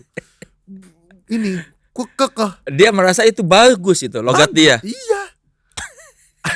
Dan itu kayak aduh, tapi ya gue sekarang jadi kayak please jangan berubah malah. Kayak that's why I love you gitu, kayak lucu jadinya. Saat gue masih kecil jadi kan kesel kan. Malu. Gue masih kecil kan, Ya, malu malu. gitu. Bahkan dulu semoga ini politically correct ya. Cuman dulu bokap tuh pernah cerita. Bokap kan tahu gue jago impersonate accent kan, kayak misalnya British accent, so when I talk like this, how British people talk, you know, gitu kan. Terus kayak Scottish accent, American accent gitu. Dan Indian accent salah satunya. Nah, Indian American accent lah gitu. Terus bokap tuh cerita, iya, bos papa tuh mau dateng dari aman gak ini di YouTube, aman lah ya kayaknya. Aman. Bos papa mau datang dari India gitu. Papa tuh pengen dia merasa di rumah. Papa mau Motivasinya. untuk membuka speech papa pengen ngomong bahasa Inggris tapi pakai aksen India. Oh Tuhan, jangan. Gue kayak asli, gue tahu niat lu baik, coy. Gue ngerti banget niat lu baik, tapi pasti jadinya ofensif. Pasti banget jadi yakin 100% gue pasti jadinya ofensif. Yakin Terus banget. dia minta diajarin ke lu gitu. Ya iya, dan gue ajarin, dan gue berusaha untuk sepolitically correct mungkin. Jadi gue kayak yang tipis aja D-nya, misal kayak welcome to Indonesia. I hope you enjoy this your trip gitu. Jadi nggak lebih aja kayak welcome to Indonesia. I hope you enjoy your trip gitu. Udah gitu. Tapi kalau sama bokap gue welcome gitu-gitu ya. Nah dia jadi welcome gitu. Gue, "Pak, aduh jangan ya. Aduh jangan sama sekali dah. Jangan. Aduh yang tipis aja gue udah takut. Apalagi welcome to Indo." Wah, Sambil gini-gini lagi. enggak, kepalanya enggak digitu-gituin sih. Tapi kayak welcome gitu. Nah dia itu gitu lebay banget. Welcome to gitu. Tung gitu. Waduh. Wah di otak gue kayak pecat. Gue belum kuliah. Kan nggak perlu juga ya gitu ya. Iya tapi dia tuh memang, tapi itu yang gue salut dari bokap gue. Jadi bokap gue tuh selalu dia kerja dimanapun, dia selalu kasih 1000%. Jadi orang cuma minta 100%, dia kasih 1000. Dia selalu kalau cuti tetap ngerjain kerjaan. Walaupun cuti meeting tetap meeting. Bos minta misalnya coba kerjain 10 ya, dia kerjain 25 gitu. Itu tuh dari dulu. Dan kalau loyal sama kayak orang Jepang gitu, kayak loyal sama perusahaan tuh loyal banget, yang kadang menurut gua agak lebay jadinya, kayak fanatik malah. Jadi misalnya kerja dulu sama Nokia gitu, kerja sama Nokia, langsung bangga sekali sama Nokia, kayak wah Nokia di darahku gitu, darahku Nokia, hatiku Nokia gitu, mereknya baju gua kalau bisa Nokia gitu. Sampai dulu kan zamannya BB lagi naik-naiknya tuh kan, BB naik-naiknya. Buset, itu bener-bener orang pakai BB langsung bagusnya Nokia lah. Ini Finland secara isi secara aplikasi dan juga UI-nya lebih tang gitu. Ya udahlah Pak. Terus juga ya ampun, lu tuh nggak dibayar sebegitunya. Gaji lu nggak nyampe 3 digit, udah. Santai gitu. Sampai sebegitunya. Dulu kerja di Maison, Danon. Kerja di Danon. Ingat ya, kalau Ion tuh bumbu turun capek, minumnya harus Maison. Oh, sumpah, nggak harus, nggak apa-apa loh. Kayak nggak sebegitunya kamu digaji di sana, di Danon nggak segede itu tuh, enggak. Kita mau makan di restoran masih mikir loh Pak. Kayak main mas enggak juga. Jadi kayak udah tenang, kalem. Bahkan dulu sempet Kang, si minuman ini itu tuh sempet kayak, setahu gue tuh hoax ya. Jadi sempet ada sebaran hoax bahwa dia tuh nggak lulus BPOM. Dan kayak mungkin ada politik antar brand juga, gue gak ngerti ya Kang. Cuman intinya dia disebarkan kalau dia bahaya gitu. Bokap gue ini nggak disuruh, bukan bidang dia juga, bukan pekerjaan dia, bukan termasuk apa yang harus dia lakukan. Dia bawa itu minuman, dia pergi ke BPOM, dia cek sendiri. Saya mau buktikan kalau ini nggak bermasalah. Bukan kerjaan lu. Astaga, bokap gua itu lebih asli orang-orang yang bela agama. Gue sekarang kayak iya, oke, gue ngerti. Gue pernah melihat yang seperti ini. Bokap gue membela pekerjaannya sebegitu ya soalnya. Saya mau buktikan ke semua orang bahwa apa yang dikatakan oleh mereka soal ini tidak benar gitu kan. Kan mirip kan jadinya. Sampai ke BPOM lu. Fanatik banget gitu. Lucu banget bokap gue. Aduh. Dan orang sering bilang lu cringe, bapak lu lebih cringe ya. Iya. Makanya gue jadinya embrace Kang. Kalau dulu kan gue kayak gue cringe ya gitu. Gue embrace karena kayak seru lagi gitu. Gue ngerti kenapa pantas bapak gue begitu, seru kayaknya gitu emang. Makin mengerti bokap gue jadi makin gede. Ya yang tidak kalah seru adalah beli merchandise podcast naik kelas ya. Silakan lihat di website kita di link berikut ini atau di authenticity.id. Yes. Lalu ini kita ada games nih, Kristo. Seperti biasa di sini selalu ada sesi cadas, sesi jawab cadas, jawab dengan cepat dan cerdas. Karena pilihan di tangan lo. Oke, maaf. Gua kasih 2 pilihan ya, nanti lo pilih yang mana, yang menurut lo ini paling paten buat lo.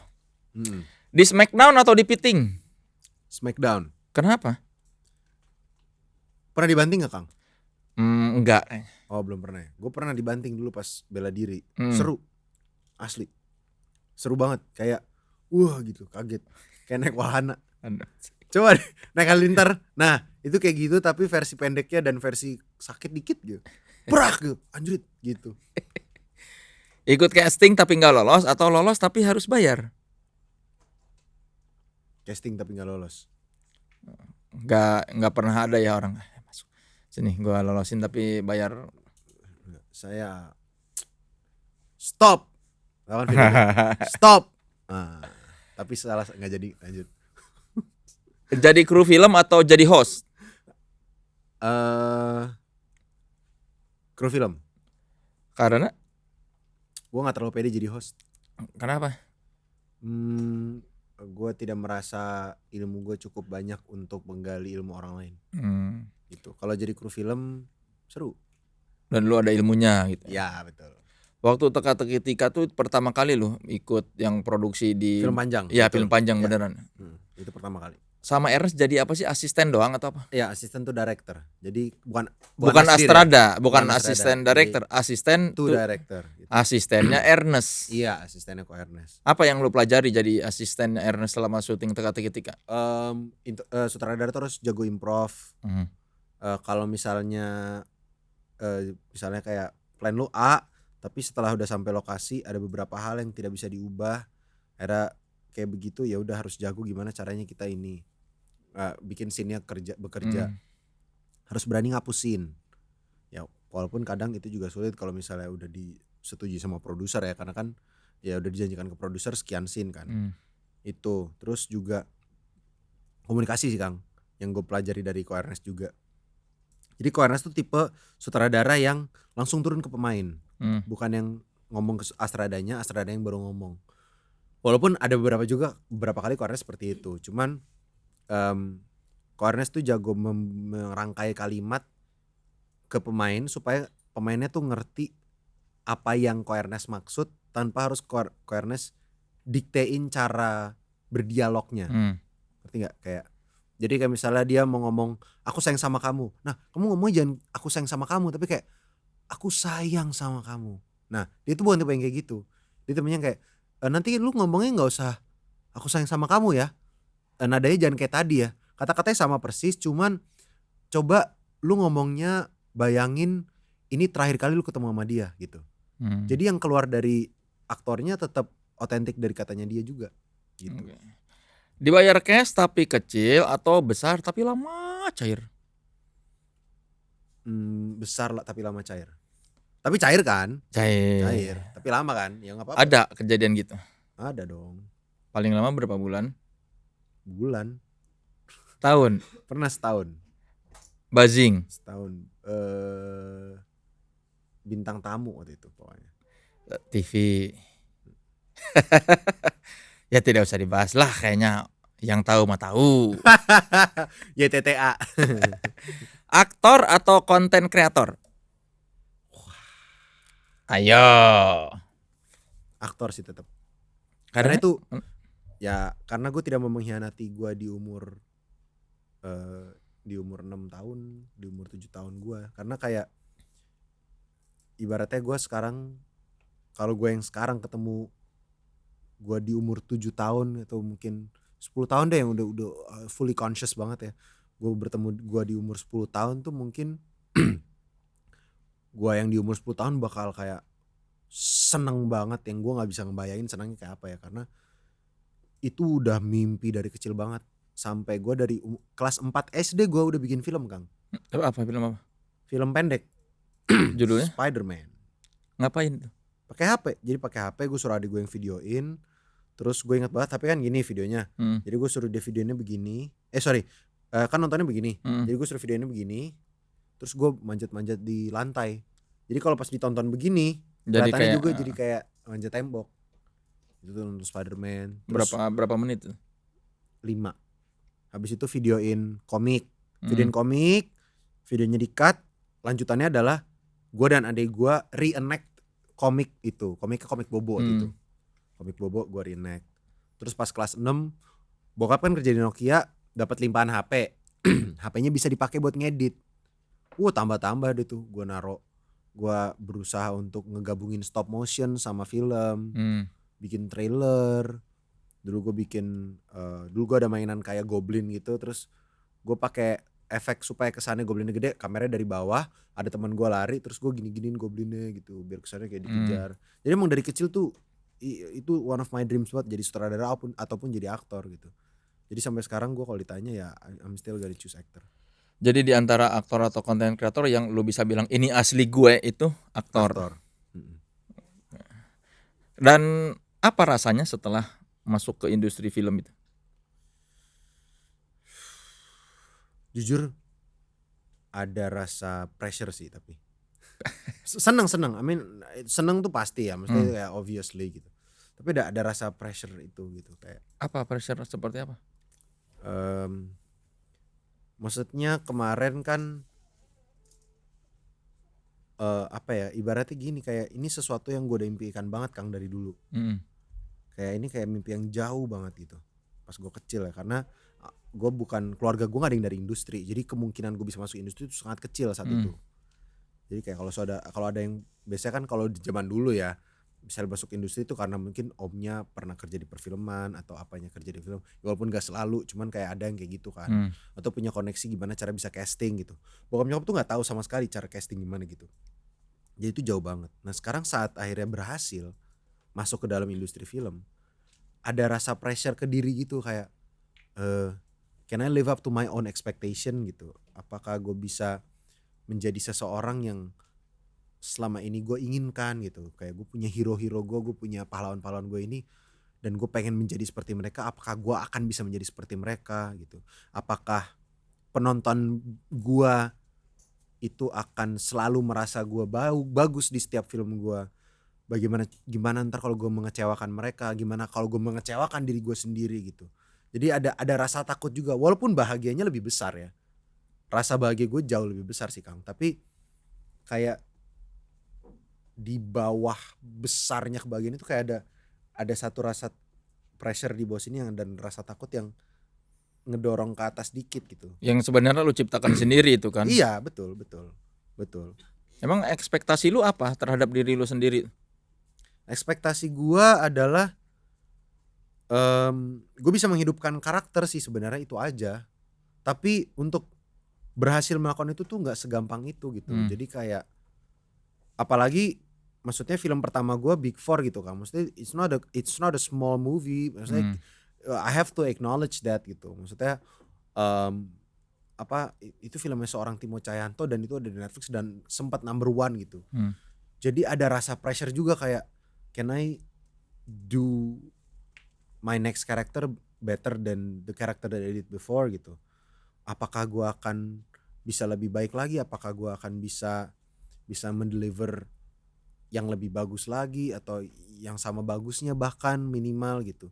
Itu tuh ada rasa itu banget dan itu walaupun kecil tapi ada rasa menghantuinya di belakang di bawah gitu. Pahlawan tadi yang lu sebutan itu siapa misal yang ada?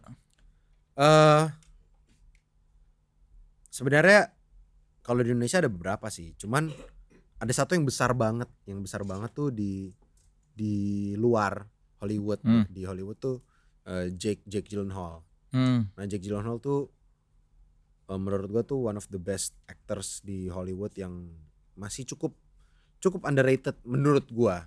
Kayak ya walaupun dia terkenal banget, tapi menurut gua dia kayaknya bisa orang harusnya lebih banyak lagi deh yang tahu dia gitu. Dari yang apalagi di Indonesia, maksudnya kan kalau di Hollywood ya mungkin besar banget, tapi kalau di Indonesia kan maksudnya dia nggak sebesar Leonardo DiCaprio lah ibaratnya gitu. Dan gue sangat I look up to him so much, dan di setiap film yang dia mainkan tuh dia bagus banget mainnya. Salah satu film favorit gue kan Prisoners. Dari situ dia bagus banget. Di Nightcrawler juga bagus banget, di Enemy juga bagus banget. Jadi kayak walaupun gue nggak bilang gue pengen jadi Jake Gyllenhaal kasarnya gitu, tapi ada rasa apakah gue bisa kayak bagus kayak dia ya, atau apakah gue bisa bagus seperti Anthony Hopkins ya gitu. Ada rasa itu, ada rasa sedikit tapi ada. Sebagai Misterio dia bagus nggak? Ya biasa aja sih. Maksudnya ya aktingnya bagus, cuman maksudnya kan dia ibaratnya mendapatkan karakter yang you cannot play that much gitu. Ibaratnya kalau lu lu skillnya segini tapi lu dikasih karakter yang bukan besar banget kan juga ya lu nggak bisa ngasih yang gimana banget gitu Kang. Maksudnya karena karakternya Mysterio kan juga bukan yang deep banget seperti Nightcrawler.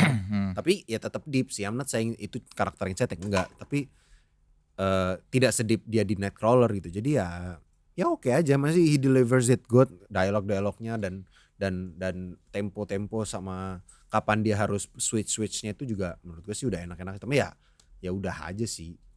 Lewat gitu aja. Iya, bukan bagus tapi bukan favorite karakter gue dari Jake Gyllenhaal gitu. Kalau lokal, aktor lokal? Itu Mas Reza gue. Oke, kenapa?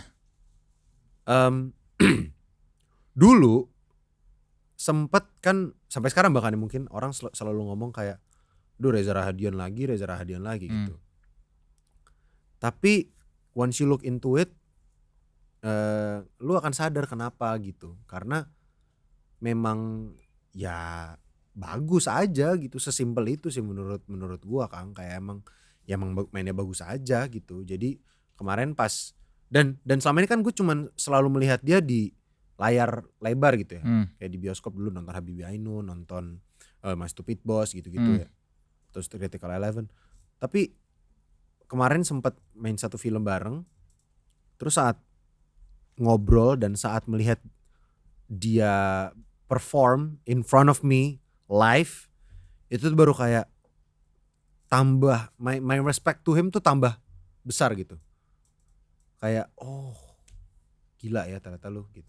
Karena apa? Tambah besar karena apa? Karena karakter yang gimana ya? Dia tuh kayak ngasih kehidupan baru di setiap karakternya gitu. Jadi kayak karakter berasa hidup banget. Ya maksudnya I'm not saying aktor lain tidak bisa melawan itu, sama bisa. Cuman saat melihat Mas Reza tuh dia bukan tipe yang kayak oh gue mau method acting deh yang kayak full day gue jadi dia gitu. Atau gue gak mau keluar dari kamar gitu. Gue maunya di dalam aja, gue gak mau ketemu orang lain karena gue mau method acting gitu. Enggak, Mas Reza tuh kayak bisa ngobrol gitu. Toh lu tadi habis ini kemana? Kan mau pergi Semarang nih, makan kali ya gitu bla bla bla bla. Oh kita mau set ya, kita clear set ya, kita ready. Bentar ya, yuk. Gitu. Bisa secepat itu gitu. In a beat gitu, bisa cepet banget. Dan yang gue kagumi juga adalah profesionalitas waktunya juga. Mas Reza tuh on time banget. Dan kalau misalnya kalau ke set syuting, kalau telat ya pasti alasannya yang make sense banget gitu. Dan itu yang kayak I look up to him banget. Jadi kayak oke, gue kalau syuting film tuh jadinya oke, gue harus bisa tepat waktu nih karena maksudnya jadinya kan kayak apa ya, mau lu sebesar apapun tetap time itu hal yang penting gitu. Dan dia bisa impersonate juga kan dari Habibie. Iya betul. Menurut lu dia di Benyamin sebagai Pangki? Boleh jujur gak? Jujur lah, gue minta lu jujur. Gue belum nonton. Katanya penggemar. Tapi gak semua filmnya gue tonton. Jake Gyllenhaal juga ada beberapa yang gue gak nonton Kang. Doni Darko udah nonton nih. Belum nonton Benyamin. Belum nonton. Gue kayak aduh kok takut gitu. Kayak dia gue nggak tahu soalnya how he feels about the movie ya gitu. Cuman gue tahu bagaimana banyaknya manusia yang punya opini terhadap film itu gitu. Karena di Twitter saat film itu keluar gue buka banget lagi gitu. Jadi kayak gue jadi belum nonton sampai sekarang gitu. Nggak berani. Takut kecewa. Ya mungkin ya. Tonton lah, pulang dari sini tonton lah. Kenapa sih lu? Ya kan lu biar tahu seperti apa orang-orang. Apakah betul. Emang Kang Solo udah nonton? Udah. Oh udah nonton? Udah 2 film juga tonton. Dua-duanya? Iya. Sequelnya juga nonton? Nonton. Oh keren. Terus gimana? Nggak bagus. Oh. Filmnya. Mas Rezanya? Nah, menurut gua nggak sebagus dia jadi Habibie. Ya kayak tadi gak sih, kayak Jake Gyllenhaal di Mysterio gitu. Ya mungkin menurut gua karena faktor cerita juga mungkin ya. Iya makanya jadi kayak you don't have the materinya tuh nggak setebel itu, jadi ya mau lu skillnya semanapun karena materinya nggak bisa banyak yang lu keluarkan ya susah juga gitu lu bergerak gitu. Ya kan, maksudnya kayak ibaratnya lu jago boxing tapi tangan lu diikat mulus jago apapun ya susah juga mau berantem. Ya mungkin kalau dengan cerita yang berbeda bakal lebih maksimal. Mungkin itu maksudnya. Kalau lu yang paling maksimal di mana di sejauh ini karya lu yang wah lu paling lu merasa ini gua maksimal banget nih. Secara permainan. Ya apapun yang karya yang lu banggakan gitu. Di antara semua pilihan pekerjaan Nggak yang harus film berarti kan? nggak harus, pokoknya di antara semua pilihan-pilihan yang pernah lu ambil dalam hidup dan lu berkarya yang merasa paling maksimal di mana? Kayaknya bisa dibilang mungkin CTS musikal kali. CT musikal. CTS musikal salah satunya ya. Ya, salah satu CTS musikal. Karena gue balik lagi ke teater gitu. Karena udah lama kan udah gak teater lagi. Dan kangen banget sama teater. Jadi saat once gue balik ke teater seneng banget. Jadi gue merasa I did my best. Even though waktu itu kondisi fisik gue lagi turun. Cuman gue merasa itu gue ngasih yang terbaik banget saat itu. Kalau bisa bernyanyi pengaruh gak dengan kemampuan impersonate? Ya ngaruh, jadinya bisa impersonate penyanyi. Iya ngaruh Kang. Jadi lebih ngerti apa kan tadi lu bisa paham frekuensi apa segala macam, apakah karena lu bisa bernyanyi jadi itu? Oh maksudnya itu. Iya. Kalau itu kayaknya nggak harus, not necessarily harus bisa nyanyi, tapi lebih ke lebih mengerti sama warna suara. Dan sebenarnya kan orang yang mengerti warna suaranya nggak harus bisa bernyanyi, kayak mungkin Andi Noya, Mas Andi Noya, terus juga kayak Morgan Freeman gitu. Mungkin mereka nggak ngerti nyanyi, cuman mereka tahu warna suaranya gitu. Jadi kalau bisa nyanyi ngaruh apa nggak sama impersonate? Mungkin kalau ngaruhnya lebih ke lu jadi bisa impersonate karakter yang bernyanyi. Ataupun penyanyi gitu. Tapi enggak terlalu berpengaruh karena lu bisa menyanyi maka lu lebih mudah impersonate. Enggak juga sih, enggak juga. Yang lu impersonate Soeharto juga kan? Iya. Di film apa Susi Susanti, di film Susi Susanti gue impersonate Pak Soeharto. Itu susah nggak? Susah banget Kang, karena gue keselip dikit jadi Pak Jokowi. Mirip memang. Suaranya beda tapi tekniknya mirip. Jadi suaranya Pak Soeharto dan Pak Jokowi itu beda, tapi teknik yang gue lakukan tuh agak mirip. Jadi kayak gimana, narik-narik gitu. Ya jadi kalau Pak Jokowi kan kayak ya gitu kan. Tapi kalau Pak Soeharto terus di bawah lagi, di bawah sini. Jadi kita harus menanamkan apa yang telah kita pelajari di sekolah, lalu kita tanamkan lagi di kehidupan gitu. Dan itu udah lama banget ini ya, jadi kayak udah respi lah, gue udah lupa juga. Jadi gue tuh kayak ibaratnya gini, kalau di otak gue ya Kang, otak gue tuh kayak folder. Ada berapa gigabyte ada folder. Jadi kalau once gue udah nggak pakai lagi, gue hapus. Nah Pak Soeharto tuh jarang banget di request dan agak sulit. Jadi kayak kemarin setelah habis gue rekaman kayak udah gue hapus aja, capek. Mencoba untuk menirukan suara Pak Soeharto juga. Siapa tahu pas nanti 2024 lebih banyak order lagi. Mungkin. Yang paling susah sejauh ini siapa? Yang lu tiru? Siapa ya? Ada sih. Yang paling susah tuh Leonardo DiCaprio gue masih belajar, belum dapet. Terus Ko Ernest jujur gue masih penasaran sih, pengen.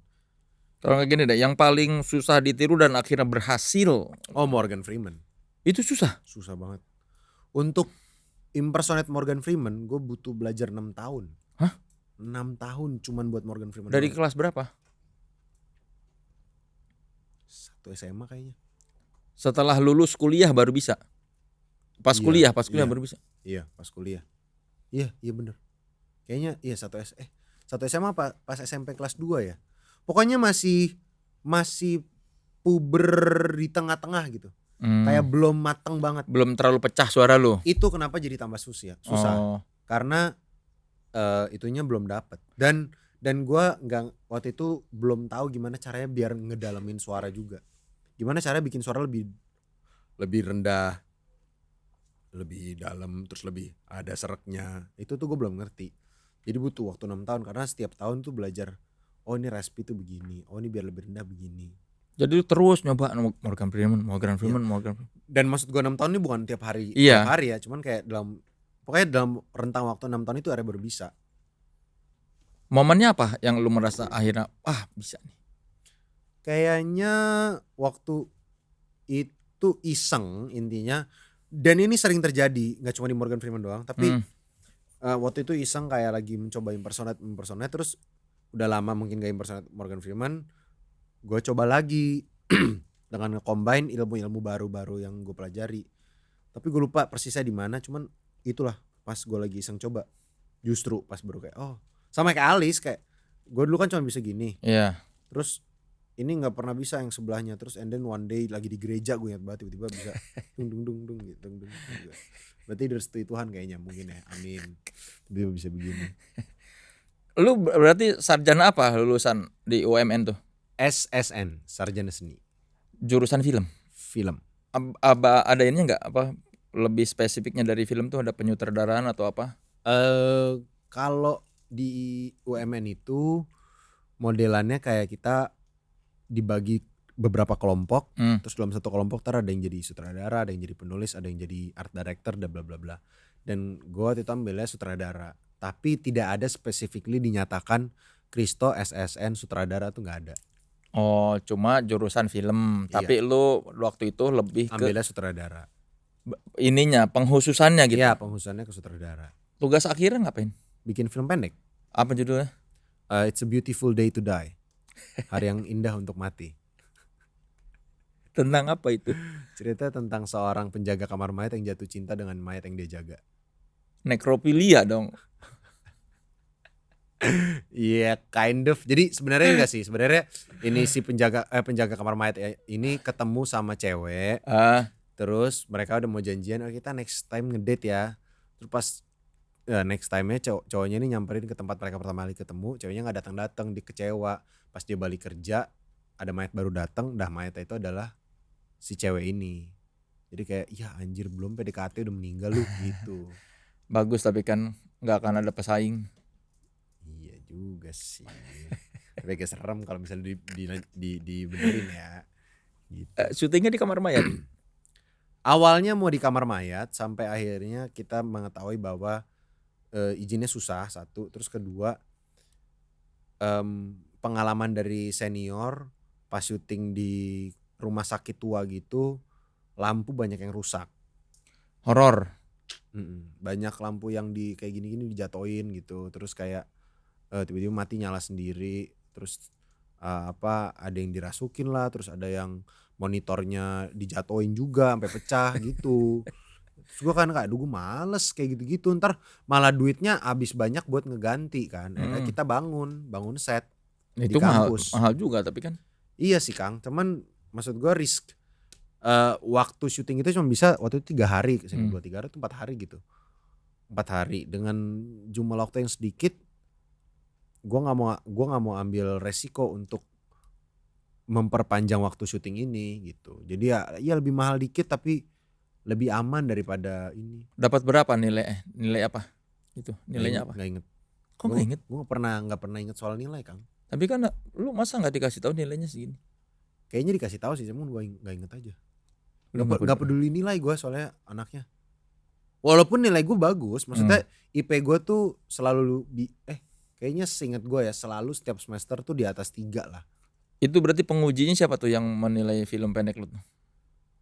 Waktu itu namanya Mas Pidi. Cuman kalau dosen-dosen gue yang bantu untuk asistensi itu ada Mas Makbul, kemarin yang keluar filmnya itu autobiografi. Terus Mas Luki yang kemarin Dear David, Luki Kuswandi itu. Terus Mas Anggi Nun, Istirahatlah Kata-Kata. Nanti yang mau keluar Gaspar sama Mas Anggi juga itu. Kuliah di jurusan film yang paling berharga yang lu dapatin di sana apa? Kuliah jurusan film yang paling berharga. Banyak banget lagi. Apa ya? Pilih satu. Oh ini. Bisa ngobrol langsung sama beberapa pekerja industri. Misal waktu itu di UMN dosen gua kan Lucky Kuswandi langsung gitu. Seorang Lucky Kuswandi gitu. Yang waktu itu yang gua tahu filmnya adalah Selamat Pagi Malam, which is really good, bagus banget.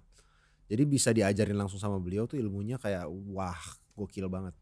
Terus ngobrol sama Mas Makbul yang waktu itu tapi belum bikin autobiografi ya, cuman ilmunya juga luar biasa. Terus Mas Anggi, jadi ketemu sama pekerja-pekerja seni ini yang kayak wah gila lu emang karyanya gokil gitu. Jadi dapat kayak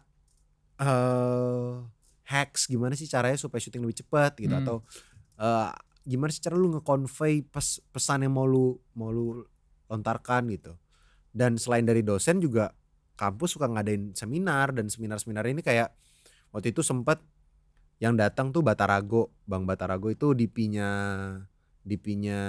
Big Four, sinematografer Big Four. Dulu pas gue kuliah pernah ketemu dan dia jadi pembicara.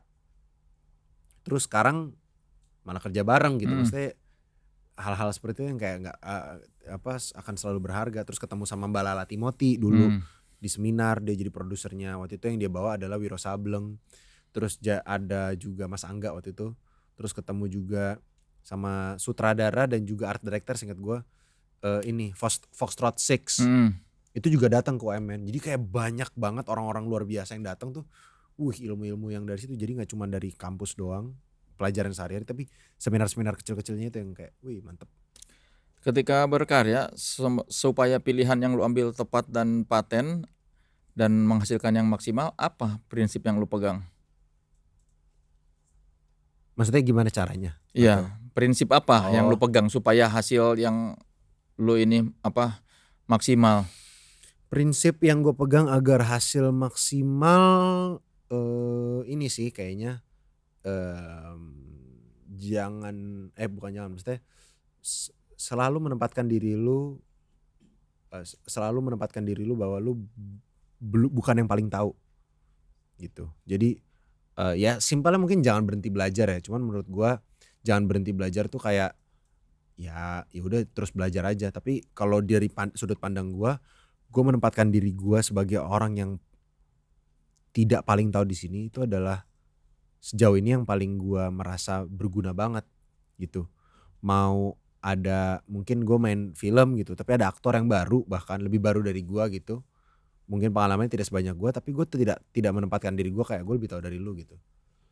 Dengan menempatkan gue tidak paling tahu di sini, secara tidak langsung rasa untuk curious. Oh lu main film ini tuh cerita dong, lu main film ini cerita dong gitu. Bahkan teman-teman yang kayak bahkan ketemu orang yang oh iya gue ini baru pertama kali main film, terus sebelumnya baru main film pendek. Kan jadi ini kayak gue dulu pas di Big Four gitu, sama jadinya kita sama. Dan dari pengalaman dia kok gue belajar hal baru lagi gitu. Dan hal baru tuh gak selalu yang lu pelajarin tuh gak selalu dari orang yang lebih senior gitu. Dari junior juga banyak gitu. Jadi mungkin ya dalam tanda kutip mungkin rendah hati gitu ya. Gue geli juga sih membilang kalau kayak gitu adalah rendah hati. Orang rendah hati tidak akan bilang dirinya rendah hati. Nah kan berarti tinggi hati adalah kuncinya. Enggak, maksudnya ya itu apa sih bahasanya Kang? Ya pokoknya itulah. Ya itulah pokoknya. Jangan merasa paling tahu lah. Oke. Gitu. Christo Emmanuel, ini di akhir sesi kita selalu ada sesi tanda tangan, menandatangani merchandise podcast naik kelas. Ya, spidolnya itu toh. Wih. Silakan ditandatanganin di kaosnya di belakang. Tangan kiri. Oh ya, di mananya? Ada di belakang kaos, ada yang hello gitu. Yang di belakang ada logo hello gitu. Dibuka kaosnya. Door. Nah itu, ini spidolnya toh. Oh. Tuh di belakang tuh. Nah itu di bawah. Oh keren. Yeah. Maaf. Buat teman sekelas yang mau membeli merchandise podcast naik kelas, silakan klik link berikut ini atau di website authenticity.id. Nah itu tanda tangan tuh di situ tuh. Sini ya. Iya. Ada lagi proyek terbaru film apa toh? Yang udah boleh di-share? Terakhir Sini kalau syuting udah. itu Ada adalah namanya tulis dong Kristo gitu. oh ditulis. Ya iya orang nggak tahu itu tanda tangan Oh ya maaf. Kristo Immanuel gitu. Iya. Apa syuting apa yang bisa di-share syuting film? Syuting film terakhir itu adalah kok gue lupa sih. Sleep Call. Oh, Slipcam Amanu Gross. Iya sama Manu Gross. Iya. Itu si tote bag-nya juga ditulis dong. Tanda tangan. Ya boleh dibuat Kristo Gods di mana Kristo Gods ini nama penggemarnya Kristo ya.